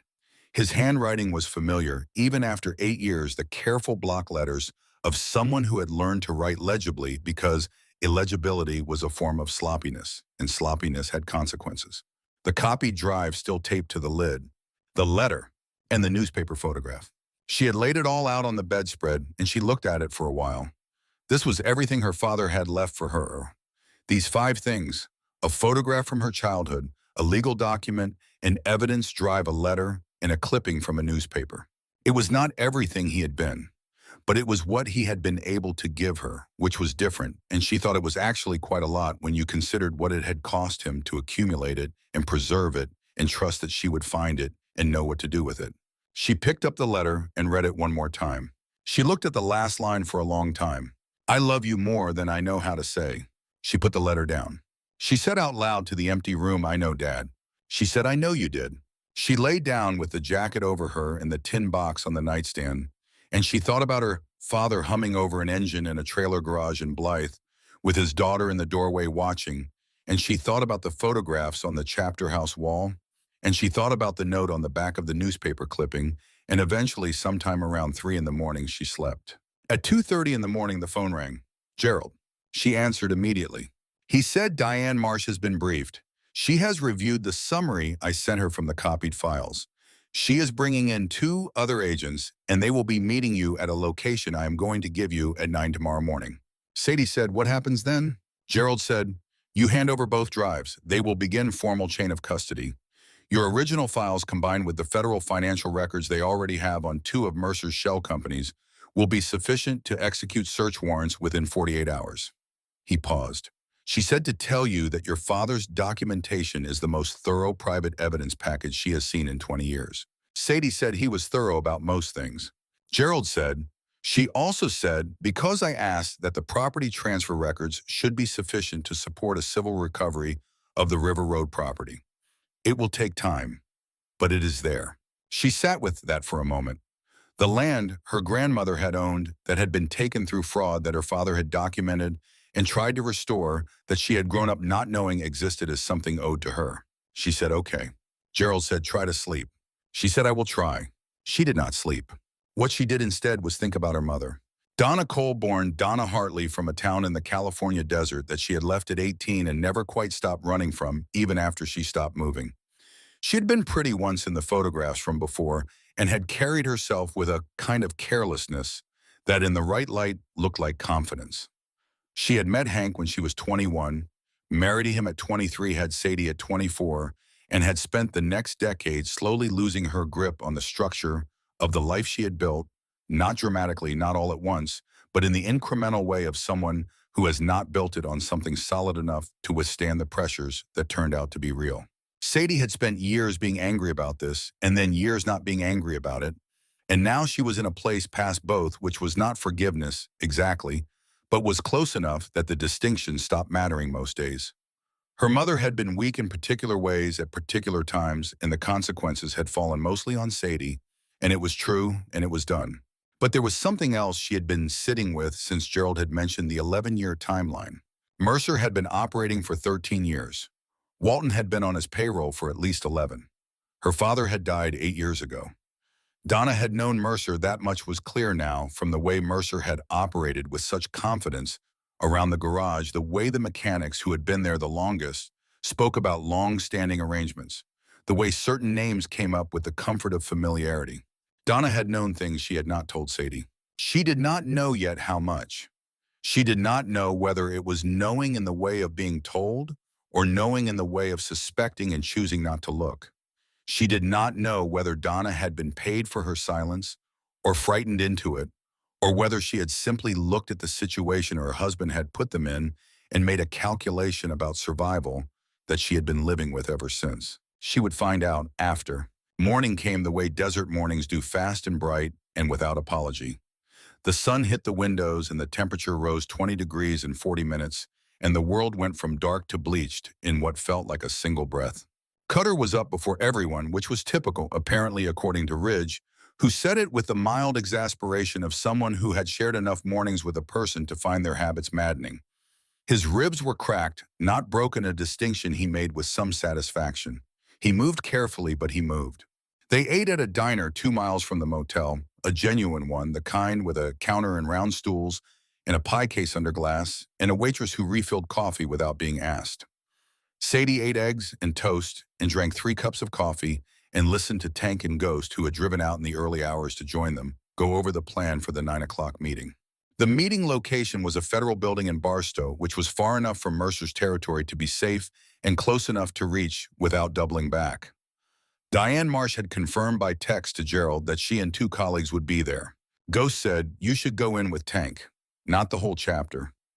Federal agents do not need to manage an audience." She said agreed. Ridge said, "And if Mercer moves before 9. Ghost said, "He will not know where we are. He will know she got the drive, and he will know his men did not stop it. He will be making calls, not moving." Tank said he will go to Walton. Ghost said yes, and Walton will tell him to wait and see what happens. Walton is careful. He has been careful for 11 years. Sadie said, "Careful people freeze when they understand the scope of what is coming at them." Ghost looked at her. She said, "When he sees the federal involvement, he will not run toward it. He will go quiet. That is what careful people do." Ghost said, "And Mercer?" She said, "Mercer is not careful. He is controlled, but he is not careful. There is a difference. He will try something." She said it evenly, and she meant it, and everyone at the table registered that she was probably right. They left for Barstow at 7:30. Tank drove. Ghost rode behind them with Cutter and Ridge. The desert between the motel and the interstate was flat and golden in the early sun, the Joshua trees casting long, narrow shadows, the road empty in both directions. Sadie held the tin box on her lap and watched the road. At mile marker 44, a black SUV pulled out of a side road a quarter-mile ahead and stopped sideways across both lanes. Tank said quietly, "Here we go." He slowed but did not stop. In the side mirror, Sadie saw another vehicle come up fast from behind. Ridge's engine sound changed as he registered it too. She said, "How far to the next turnoff?" Tank said, 2 miles. She said, "Do not stop." He said, "There are 2 vehicles." She said, "I know, do not stop." The SUV ahead was not moving. Its doors were opening. She could see 2 men getting out on each side. She could see that they were not positioned with weapons drawn, which meant either they were trying to talk first or they were poorly organized. She said, "Call Gerald. Now. Tell him we need his FBI contact to know we are 10 minutes out, not 40. Tank had the phone to his ear before she finished the sentence. She watched the men ahead. They were walking toward the truck, now not rushing, trying to look like they had control of the situation. She recognized one of them, Wade Mercer. He was wearing a light jacket despite the heat, which meant he was carrying. He walked with the unhurried manner of a man who believed he had leverage. He was 53, fit, with short gray hair, and the kind of face that had probably been called handsome at one point, and had since cured itself of the impression. She had worked for him for 2 years, and had understood him during that time as a man whose primary mode was the appearance of reasonableness, a man who smiled at his employees and remembered their coffee orders, and ran a tight shop, and kept everyone slightly off balance with small, unpredictable kindnesses that made you feel watched, even when you felt seen. Tank had stopped the truck because stopping was the only option short of running Mercer over. Ghost and the others had pulled their bikes up behind and stopped. The vehicle that had come from behind was now parked 50 feet back, two men leaning against it in a studied way that was meant to communicate inevitability. Mercer walked to Tank's window. Tank did not roll it down. Mercer waited. He was good at waiting. She had noticed that about him at the garage, the way he could stand in the doorway of an office for 3 full minutes, saying nothing while an employee explained something, using the silence to shift the weight of the conversation. He had the patience of a man who was accustomed to others adjusting to his timeline. She reached across and opened her door and got out. She heard Tank say something, sharp and low, but she was already out walking around the front of the truck, standing on the road in the morning sun, in her father's jacket with a tin box under her arm. Mercer looked at her. His expression was controlled. She gave him credit for that. He said, "Sadie." He said it in the way of someone opening a negotiation, her name as an instrument. "I think we can resolve this." She said, "Can we?" He said, "You have something that belongs to me. I have something that would make your situation considerably more comfortable." She said, "You mean money?" He said, "Among other things." She said, "What you have is money that comes from stealing and bribing and killing." She said it plainly, the way Gerald spoke, the way her father's letter had been written. Not dramatically, just as fact. Mercer's expression shifted slightly. He said, "You do not know what you are involving yourself in." She said, "My father spent 2 years documenting exactly what I am involving myself in. He built a federal quality evidence package. He tried to get it to the right people before you had him killed." She paused. "I finished what he started. Last night."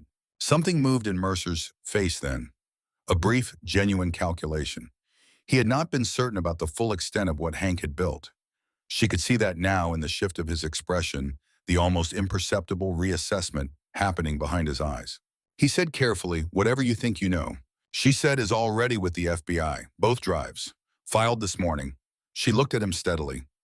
"It went to the Las Vegas field office. There are 2 other agents involved now. You stopped being the kind of problem money can solve approximately 6 hours ago." Mercer was quiet. Behind him, his men were still in their positions, but she could see the uncertainty in how they held themselves.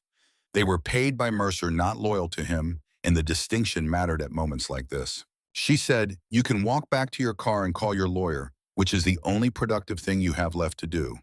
Or you can make this worse." He looked at her for a long moment. She did not look away. She thought about the photograph in the tin box. Her father in the center of a row of men grinning. Her father at 25 or 30, walking through the world with big hands and a patient temperament and a deep, deliberate love for a daughter he was trying to protect by keeping her separate from things like this. She thought about how she had spent 22 years being kept separate and safe. She thought about how she was done with that now. Mercer said, "You are making a mistake." She said, "My father made the mistake of trusting the wrong person first. I did not make that mistake." She shifted the tin box slightly under her arm.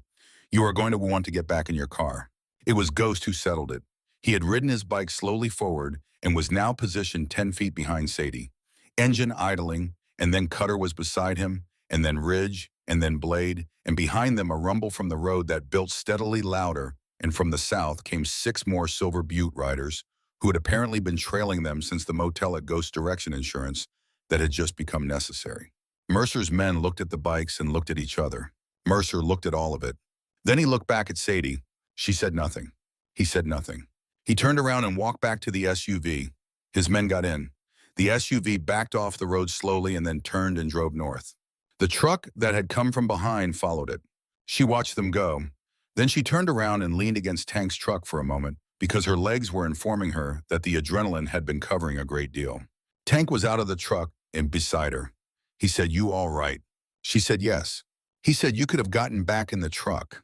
She said, "I know." He said, "You got out anyway." She said he was trying to negotiate. "You cannot negotiate through glass." She pushed off the truck. She said, "Let us get to Barstow." She thought about her mother on the drive. It was not the first time she had thought about Donna in the past 3 days, but it was the first time she let herself sit with it, fully rolling it over slowly, the way you do when you are finally ready to look at something straight on. Donna had known things she had not told Sadie. She did not know how much. She did not know whether it was knowing in the way of being told or knowing in the way of suspecting and choosing not to look. But she was going to make a call tonight, and she was going to say the things that needed saying. Not to extract anything, not to assign blame, that would need to be relitigated over months of difficult conversation, but simply because they were true and she was done carrying things alone when saying them out loud was available. She would say, I know what you knew. I know it was hard. I am not going to carry this for you. And then she would say, because it was also true, I am all right. Dad's name is going to mean something now. I thought you should know. Diane Marsh was 47, precise with the quality of attention that meant she listened to all of something before she responded. She had dark hair pulled back, and she wore a jacket, despite the heat, which Sadie noted with some irony, given Mercer had done the same. And two other agents with her, both younger, both quiet in the way of people who are deferring because they are learning. They sat in a conference room in the Federal Building, and Sadie placed both drives on the table. Diane said, I have reviewed the summary Gerald sent. Your father's documentation is exceptional. Sadie said, he was thorough about most things. Diane said, the property transfer records alone are sufficient for civil recovery. For the criminal case, we will need time to build on what is here, but the evidence is solid. She paused. I want you to know that we have been aware of financial irregularities connected to Mercer's businesses for 3 years. We have been unable to build a case because the local law enforcement cooperation we would normally rely on is not available here. Sadie said, because of Walton. Diane said, yes. Your father's documentation of Walton's connection changes our capacity to act significantly. He will be served today. Sadie said, in Mercer. Diane said, we will execute search warrants at Mercer Automotive and his 3 associated properties by tomorrow morning. He will be arrested before noon. She said, he tried to stop us this morning on Route 93. Diane looked at her sharply. She told her what had happened. Diane made notes. One of the younger agents was already on his phone by the end of it. Diane said, that is obstruction of a federal investigation. That changes his exposure considerably. Sadie said, good. Diane said, I want to ask you something. She looked at Sadie directly. Why did you come to these men, the angels? Why not go straight to federal law enforcement with the letter in the drive? Sadie said, my father went to law enforcement first. He is dead. Diane said, that is fair. She said, and they found me before I found anyone else. She paused. And they knew my father. Diane said, you trust them. She said, I trust them with the things I would trust family with. She paused again, which as of 3 days ago they are. Diane looked at her for a moment with an expression that was not quite professional, something warmer. She said, your father was trying to get this to us for 2 years. We should have found a way to reach him. I am sorry we did not. Sadie said, he did not give up on it. She said it evenly. Neither did I. Diane said no. She looked at the drives on the table. Neither of you did. They drove back from Barstow in the early afternoon, the sun high and white above the desert, the road opening up ahead of them. Tank drove and Ghost rode ahead, and Cutter and Ridge and Blade came behind the loose formation of people who have done something together and are carrying it still not quite ready to break back into separate directions. After the meeting with Diane Marsh, and after the drive back from Barstow, and before the chapter house at dusk, there was a stretch of highway where the road ran straight for 7 miles through a dry lake bed, and the sky was so large above it that the truck felt very small moving through it, a vehicle in a landscape scaled for something without wheels. Sadie watched the dry lake pass.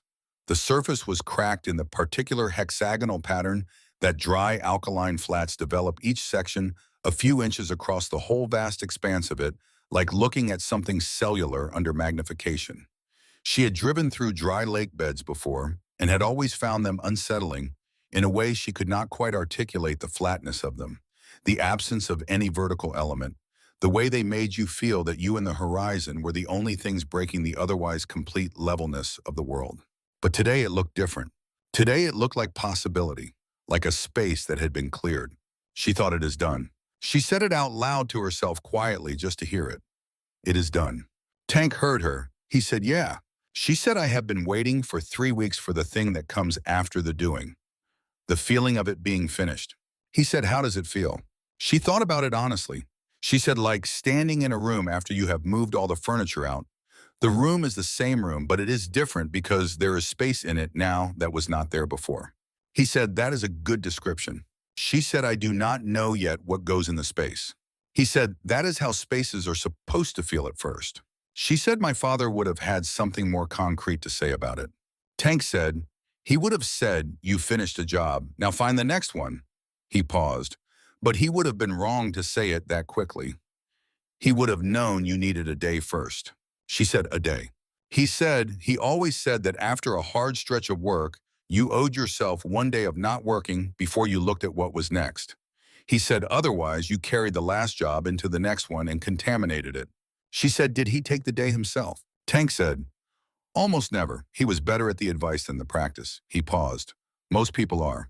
She said, I am going to take the day. He said, good. She said, after the patch ceremony. He said, after the patch ceremony. She looked out the window at the dry lake bed going past. The hexagonal cracks. The absolute flatness. The sky enormous above it, the particular blue of a Nevada afternoon sky that was almost too vivid to look at directly. She thought about River Road. She had never seen the property, had not known it existed until 3 weeks ago. A piece of land in the Nevada desert that had belonged to her grandmother and been taken through fraud when Sadie was 3 years old. She did not know what was on it, a house maybe, or the remains of one, or just land, just desert, just space. She thought about what it would mean to own a piece of the desert, to have a place in it that was yours, that had your name on a deed that had belonged to your grandmother and your father had been trying to get back to you. She thought about putting things there, not objects necessarily, something less tangible, the weight of being from somewhere, the sense of having a fixed point in space that was yours regardless of where else you went. She would go see it when the civil case resolved. However long that took, she would go see it. She said, what was my grandmother like? Tank said, I never met her. He paused. Hank talked about her. She died before I knew him. He said she was the toughest person he ever knew. In the way that desert people are tough, not loud about it, just built for it. She said he got that from her. Tank said yes. She said, and I got it from him. He said 3 generations of it. She thought about that. 3 generations of a particular kind of toughness, passing from a woman she had never known, through a man she had lost too early to the version of herself she had been building in the absence of either of them. The inheritance was not the land. The land was a symbol of it. The inheritance was what they had been, which had become part of what she was, which would go forward from her in whatever direction her life went. She said he would have liked today. Tank said, very much. She said Mercer arrested. The evidence where it belongs. The case started. He said he would have sat very quietly for a long time first. And then he would have said something short and exact, and then he would have gone to find something to work on, to give himself something to do with his hands while he processed it. She said, that sounds familiar. He said, the apple. She said, yeah. The dry lake ended and the highway curved back into the desert proper. The sage and the gravel and the occasional cluster of Joshua trees and the distant mountains going brown in the afternoon heat, and the chapter house was ahead somewhere at the end of a dirt road that did not appear on maps, and she was almost home, which was a word she had not used about any place in 8 years and which felt now accurate. Nobody talked much. The radio was off. The desert was bright and enormous, and the shadows were starting to lengthen toward evening, already this time of year, the days shortening toward the end of summer. Sadie held the tin box on her lap. She had nothing to carry in her pockets anymore. The drives were with the FBI. The evidence her father had built was finally where he had always intended it to go. She took out the newspaper photograph and looked at it in the afternoon light. Her father grinning, the row of men and their bikes, the chapter he had belonged to. Tank glanced over at what she was holding. He said, where did you find that? She said, bottom of the box. I missed it until last night. He looked at the road. Then he said, I remember that day. That was the day Hank got his full patch. He paused. He smiled like that for about 6 hours straight. I think I have still never seen a man so happy. She looked at the photograph. She said he wrote on the back. He said he hoped I would find my version of it, whatever shape it takes. Tank was quiet for a long time. Then he said, Ghost talked to me last night. She said, about what? He said, about you. She looked at him. He said there has never been a woman patched into the Silver Butte chapter. That has just always been true. He paused. Ghost says sometimes true just means it has not happened yet. She said, what are you saying? He said, I am saying that Hank's patch has been in a box in the chapter storage for 8 years because nobody knew what to do with it. He said, and I am saying that the chapter took a vote last night while we were waiting at the motel. She said, Tank. He said it was unanimous. She sat with them. Outside the desert, moving past flat and pale and ancient. A hawk turned in a slow circle far above the road, riding a thermal easy and unhurried. She looked down at the jacket she was wearing, at the patch on the chest, the Silver Butte rocker, the in-memory tag. She said, I am not my father. Tank said, nobody said you were. He glanced over. We know who you are. She said, and who is that?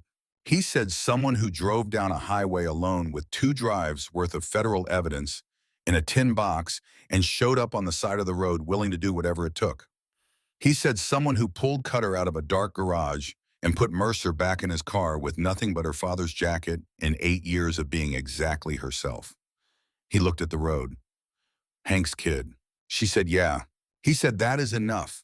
The chapter house at dusk was a different kind of quiet than it was at night, the light coming in long and warm through the western windows, the bikes throwing long shadows in the yard. Ghost met them at the gate. Behind him, the chapter had gathered on the porch in the particular way of a deliberate gathering, arranged but not stiffly so. She got out of the truck and walked toward them with the tin box under her arm. Ghost stood apart from the others by a half step the way leaders do when something is being formalized. He held something in his hands. Small the chapter designation, the name rocker below it. No in-memory tag, just the chapter. Just the name. He said, we did this right. We waited until you were here. She looked at what he was holding. He said, your name goes where your name goes. She looked at it. Her throat did something she allowed it to do, but did not let go further. She said he would have been here for this if things had gone differently. Ghost said, yes. He would have been standing right here. Tank said from behind her, he is standing right here. She stood in the last light of the afternoon with the desert cooling around the chapter house, and she took the patch from Ghost's hands. The leather was soft with age and handling like everything worth having in this world. She held it for a moment in both hands, the way her father held things, with the full attention of someone who understands that objects carry weight beyond their physical presence. Cutter said from somewhere to her left, Hank would have embarrassed everyone with how loud he clapped. This produced a sound across the gathered men that she did not expect, and that undid her, slightly warm and genuine, the laughter of people who shared a memory and were glad to be in the presence of someone who would carry it forward. She pressed the patch to the front of her jacket over her heart and looked at Ghost. He nodded once. That night they ate at the diner in town. Not a different diner. The same one she and Tank and the others had stopped at that morning. The same counter, the same stools, the same woman who refilled coffee without asking. 8 of them at 2 pushed-together tables, the kind of gathering that fills a room without effort.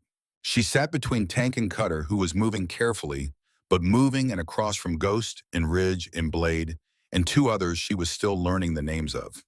The pie case had cherry and peach and something described on the card as seasonal that turned out to be blackberry. She ordered blackberry. It was very good. They talked about the morning, about Mercer standing in the road, about the FBI meeting. Cutter said the look on Mercer's face when the bikes came in from the south was the finest thing he had seen in 6 months. This produced a reaction around the table that was good to be part of. Ridge said he looked like a man who had just realized his math was wrong. Ghost said his math was wrong for about 11 years. He just did not know it until today. Tank said Hank knew it. There was a pause around the table. Not the uncomfortable kind. The kind that settles around a name that carries weight. She said he spent 2 years building a case that he never got to deliver. She said it plainly, not performing emotion, just stating it. He trusted the wrong person first, and it cost him everything. And then he left the evidence in a box for a daughter he did not know would find it until she was 22. Cutter said, he knew you would find it. She looked at him. He said he knew what kind of person you would grow up to be. He saw it when you were 6 years old and too small to reach the handlebars. He said so, more than once. He said that kid is going to be able to handle anything. She held her coffee cup in both hands. She said, he never told me that. Cutter said no. He put it in a box instead. She laughed. It surprised her the way laughing sometimes does when it comes in the wrong place and turns out to be exactly right. The table laughed with her, and the sound of it moved through the diner, and the waitress glanced over with the expression of someone who approves of a table that is eating well and not causing any trouble. At some point, the conversation found its own quiet, and she was sitting with her coffee and the pie plate mostly empty and the tin box on the table beside her cup. And she was not thinking about anything specific, just sitting in it, the room and the people and the evening. Tank said, what are you going to do now? She said, in what sense? He said, the garage. You cannot go back to Mercer's. She said, no. He said, there is a chapter member in Ridgecrest who runs a legitimate shop. He has been looking for a second mechanic for a year. It is good work, clean operation, real pay. She said, I will think about it. He said, and the River Road property. She said, Gerald says the civil recovery will take time. Could be a year, could be more. She looked at the table. It was my grandmother's. My father was trying to get it back. She paused. That is worth waiting for. Tank said, it is. She said, I do not know what I would do with land. He said, you have been doing things you did not know you could do your whole life. She looked at him. She said, are you always this encouraging? He said, only when it is deserved. She reached into the tin box and took out the newspaper photograph and set it flat on the table so everyone could see it. She said, this is him. They leaned in. Tank smiled quiet and old. Cutter said, God, he was young. Ridge looked at the photograph for a long time without saying anything. Ghost said we were all young. She said he was happy that day. Ghost said he was happy a lot of days. He just did not always know how to show it to the people he loved most. He paused. That was his one flaw, and it was not a small one. He looked at her, but what he felt was never the question. She nodded. She looked at the photograph one more time. Her father at the center of everything, grinning with his whole face at something she would never know the source of, big hands at his sides, the desert light behind him, the people he trusted arranged around him, all of them young and easy and not yet aware of what was coming. She thought about the back of the photograph. This is what it meant to belong somewhere. I hope you find your version of this, whatever shape it takes. She thought, I found it, Dad. It took a while. It came at a bun, but I found it. She put the photograph back in the box and closed the lid and put her hand on top of it and left it there. The coffee was refilled without asking. The conversation moved on the way conversations do round a table where people trust each other loosely and comfortably, circling back to old memories and forward to things that had not happened yet. Cutter made Ridge pay for his pie on the grounds that Ridge owed him from something that had happened in Flagstaff 2 years ago, the particulars of which Sadie did not catch, but which caused enough laughter at the table to bring the waitress over to see if everyone was all right. Everyone was all right. Outside, the desert night was doing what it always did, spreading wide and dark and enormous and very quiet, the stars coming on one by one, the temperature dropping toward the cold that follows desert days, the air clean and dry and carrying the faint smell of sage. Later, when the table had emptied out to the parking lot and the engines were warming and the night air had fully settled in around the building, she stood outside for a moment by herself before the others finished paying. The town was quiet, the kind of quiet that small desert places achieve when the traffic stops and the day's heat has finally released and there is nothing left to do but be still inside the enormous dark. She took out her phone. She had Donna's number in it, had always kept it even through the months of silence, the way you keep a door available even when you are not sure you want to open it. She wrote a text, not long. She had said most of what needed saying in her head on the drive, the clear, simple version that did not leave room for complexity or recrimination or the long history of things unsaid. She wrote, it is over. Mercer is done. Dad's name is going to mean something now. I am all right. I know you knew things you did not tell me. I am not going to carry that for you, but I thought you should know it is done. She held the phone for a moment. Then she sent it. She did not know if Donna would answer. She did not need her to. What she had needed was to say it, which was different from needing to be heard, and she had spent enough years confusing the two to know now which was which. She put the phone in her jacket pocket. Tank came out behind her. He stood beside her without saying anything for a moment, looking at the street the same way she was just letting it exist. He said, you okay? She said, yeah. He said, it has been a long 3 days. She said, it has been a long 8 years. He said, yeah. She said, I am going to be all right. He said, I know. She said, I do not need you to stay in touch because you feel guilty. She said it without hardness. I need you to stay in touch because you want to. He was quiet for a moment. Then he said, I want to. She said, good, then do. He looked at her. Then he said, Hank would be very proud of you. He said it simply without dressing it up. Not as a comfort, just as a fact he happened to know. She let that sit for a moment. She let herself actually receive it, which was not something she was good at and which she was trying to get better at, the receiving of things that were true and meant to be good. She said, I know. She paused. I think I always knew. I just needed the proof. Ghost came out then and Cutter behind him and Ridge and Blade and the others, and they moved to their bikes in the way they always did without ceremony, just the sounds of men who had been somewhere together preparing to go engines, warming the particular music of it. She got back in Tank's truck and held the tin box on her lap. The night moved around them as they drove, the chapter house lights visible ahead, the desert stretching out on both sides of the road, the stars arranged exactly as they always were, indifferent and beautiful and permanent in the way that only the things you cannot change are permanent. She knew she had the jacket. She knew she had the patch. She knew she had people who had voted unanimously in the middle of the night in a motel parking lot in the Mojave Desert because of who her father had been and who she had shown herself to be.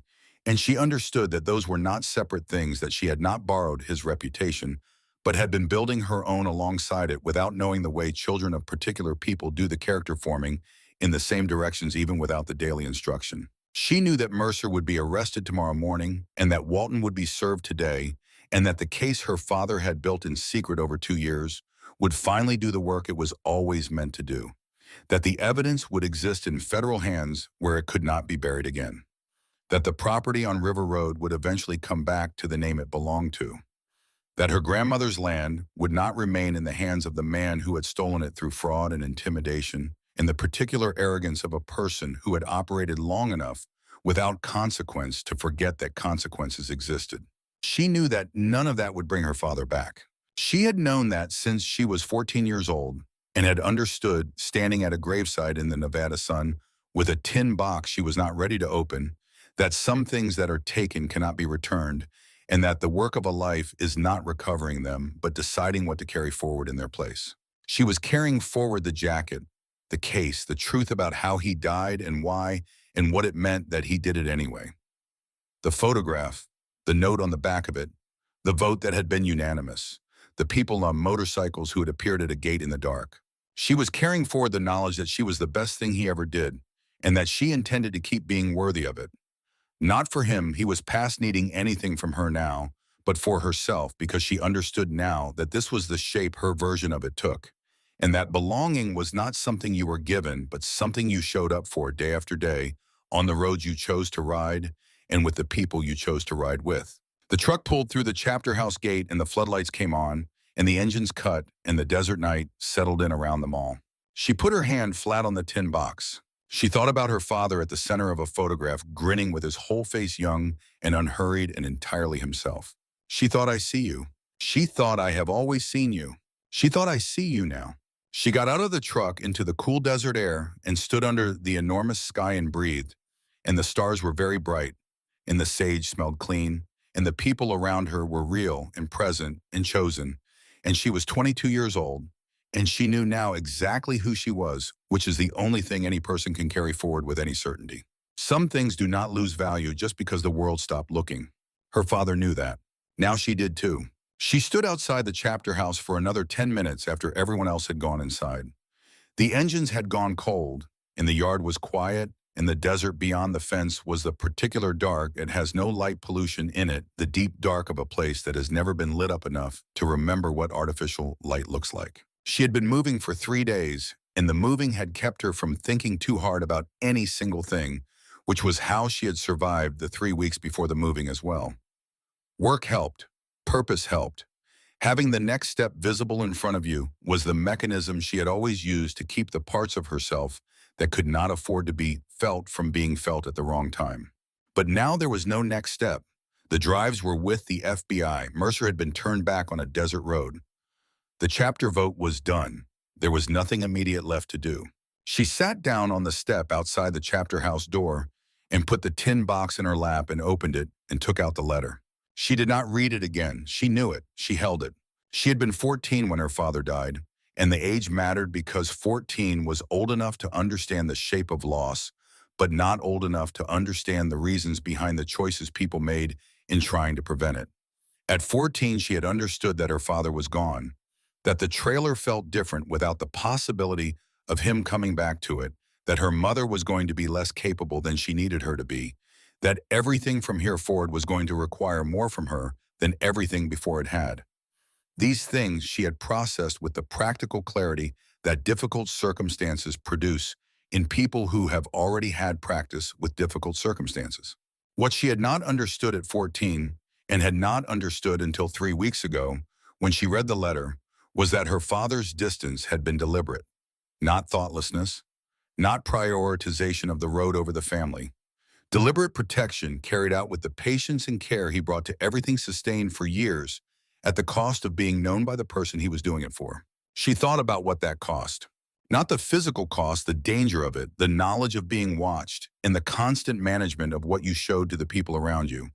But the other cost, the one that lived in the space between what you felt and what you could say. The cost of watching your daughter grow up at a distance because getting close would put her in the frame of something that could kill her. The cost of writing a letter that you hoped she would find, but not until you were gone because the only world in which she found it was the world in which you had failed to finish the job yourself. I love you more than I know how to say. He had known. He had just been unable to say it in the way that mattered in real time, in the ordinary currency of a father and a daughter, in the same room because the room was not safe. She sat with that for a long time. The desert was quiet around her. A coyote somewhere in the dark called out once high and brief, and was answered by another further away. The stars moved the way they always move, slowly and entirely, the whole sky turning on its axis the way it had been turning since before there was anyone to look at it.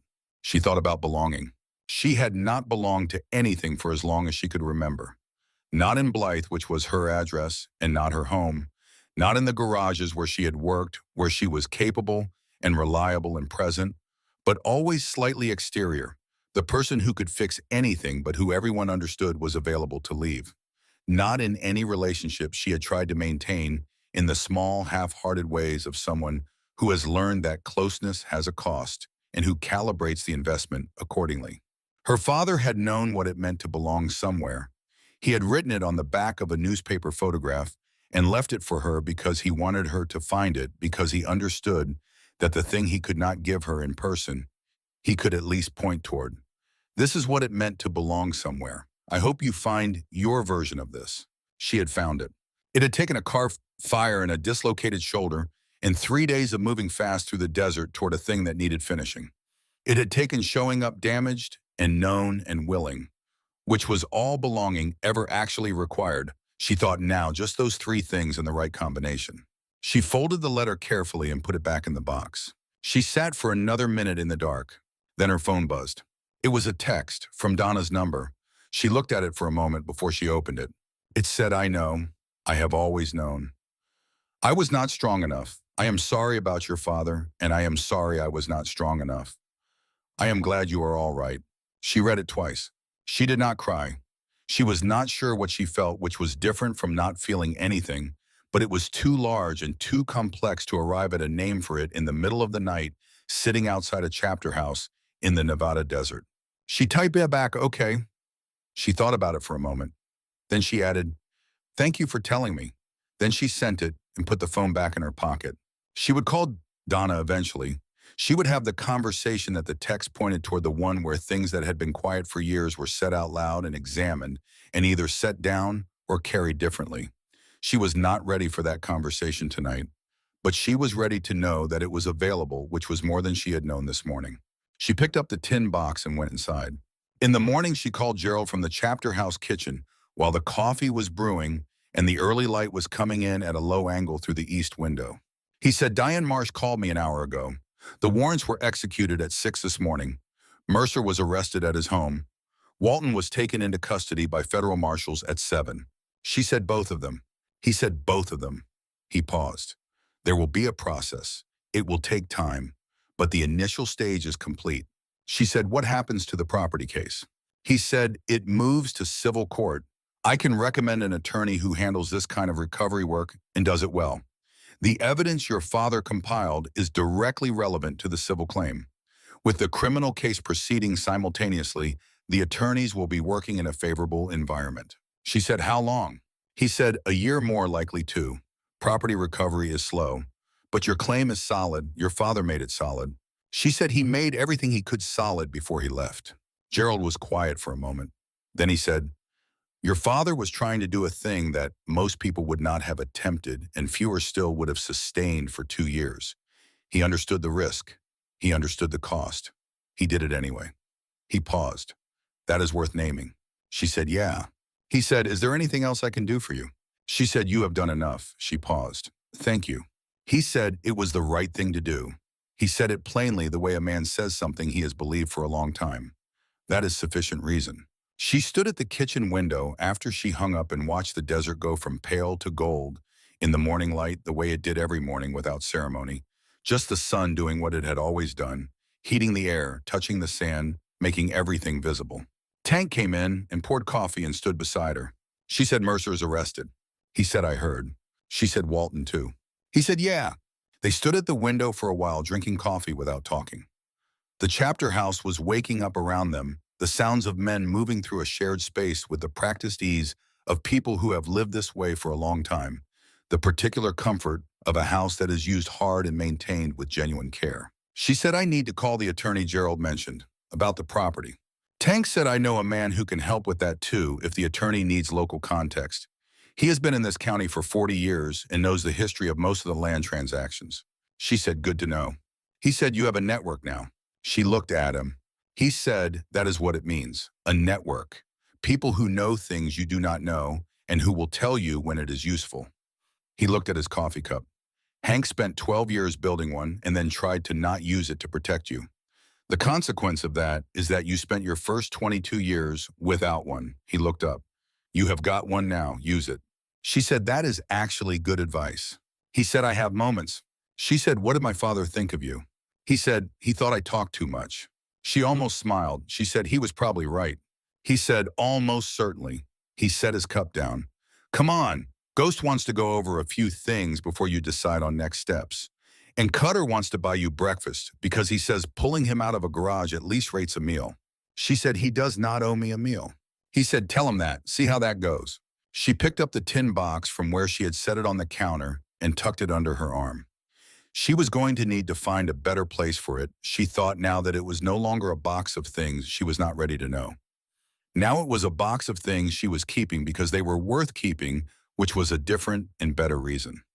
She thought about the River Road property, about the land that had been her grandmother's and would eventually be hers. She thought about having a place to put things. She followed Tank out of the kitchen and into the main room where the morning was fully established and the chapter was beginning its day. Ghost was at the table with Blade, and two other men she was still learning maps spread between them, the ordinary planning of people with territory to cover and responsibilities to keep. He looked up when she came in. He said, "Mercer." She said, "Arrested this morning. Walton too." He nodded once, the nod of a man who had expected this and was glad to have it confirmed. He said, "Your father's work." She said, "Yes." He said, "We will stand with you through whatever comes next. The civil case, whatever process the FBI requires, anything else that touches this." He said it simply the way chapter presidents probably said things they meant. "You are family. That is what family does." She said, "I am beginning to understand that." He said it takes some people longer than others. He looked at her with something that was not unkind. "Your father took about 4 years before he stopped being surprised that we meant it." She said, "How long did it take you?" He said, 3 days. He was 26 and I was 28, and we broke down on a 2-lane road in the middle of nowhere, Nevada in August, and spent 6 hours fixing an engine in 105 degrees. And by the time we got the truck running, we knew everything about each other that mattered. He paused. "Some things you know quickly." She said, "Some things take 8 years. He said, "Yes." He looked at her steadily. "But you got there." She sat down at the table and the morning moved around her, and outside the desert was bright. And the road that ran past the chapter house gate went in two directions, the way all roads do, and she was 22 years old, and she knew where she had come from, and she was beginning to understand where she was going, and that was enough. She thought that was exactly enough to work with. Cutter appeared from the back of the building, moving carefully, but with the determination of a man who had decided that cracked ribs were not sufficient grounds for changing his plans. He set a paper bag on the table beside her and said, "Breakfast sandwiches. You can thank me later." She said, "You do not owe me anything." He said, "I owe you one intact rib cage." He sat down gingerly. "Since I cannot give you that sandwiches." She opened the bag. The sandwiches smelled like eggs and butter, and the particular satisfaction of food that is simple and made correctly. Ridge pulled up a chair. Blade looked up from the maps. Tank came in from the kitchen with a fresh coffee and sat at the far end of the table. They ate in the way of people who have been through something together and have arrived at the quiet on the other side of it, the particular ease of a morning after difficulty, when the difficulty is resolved and the day is still young and nothing is required yet except to be present in it. She looked around the table. She thought about the photograph again. The row of men, her father at the center of it, grinning. She thought this is what it meant to belong somewhere. She took a bite of her sandwich. Outside, the desert was already hot and bright, and going about its ancient business, remembering everything, forgiving nothing, keeping its own counsel in the enormous and indifferent way of things that have been here much longer than any of us, and will be here much longer still. She put her hand on the tin box beside her plate. She thought about her father. She thought, I finished it. She thought, you can rest now. The morning held her in it, this woman of 22 in her father's jacket with his patch beside her heart, surrounded by the people who had been waiting without knowing. They were waiting in a chapter house at the edge of the desert, where the road ran in both directions and the day was full of possibility, and the coffee was strong and the work of the next years was already visible ahead of her manageable, purposeful hers. She was the best thing he ever did. She intended to keep being worthy of it.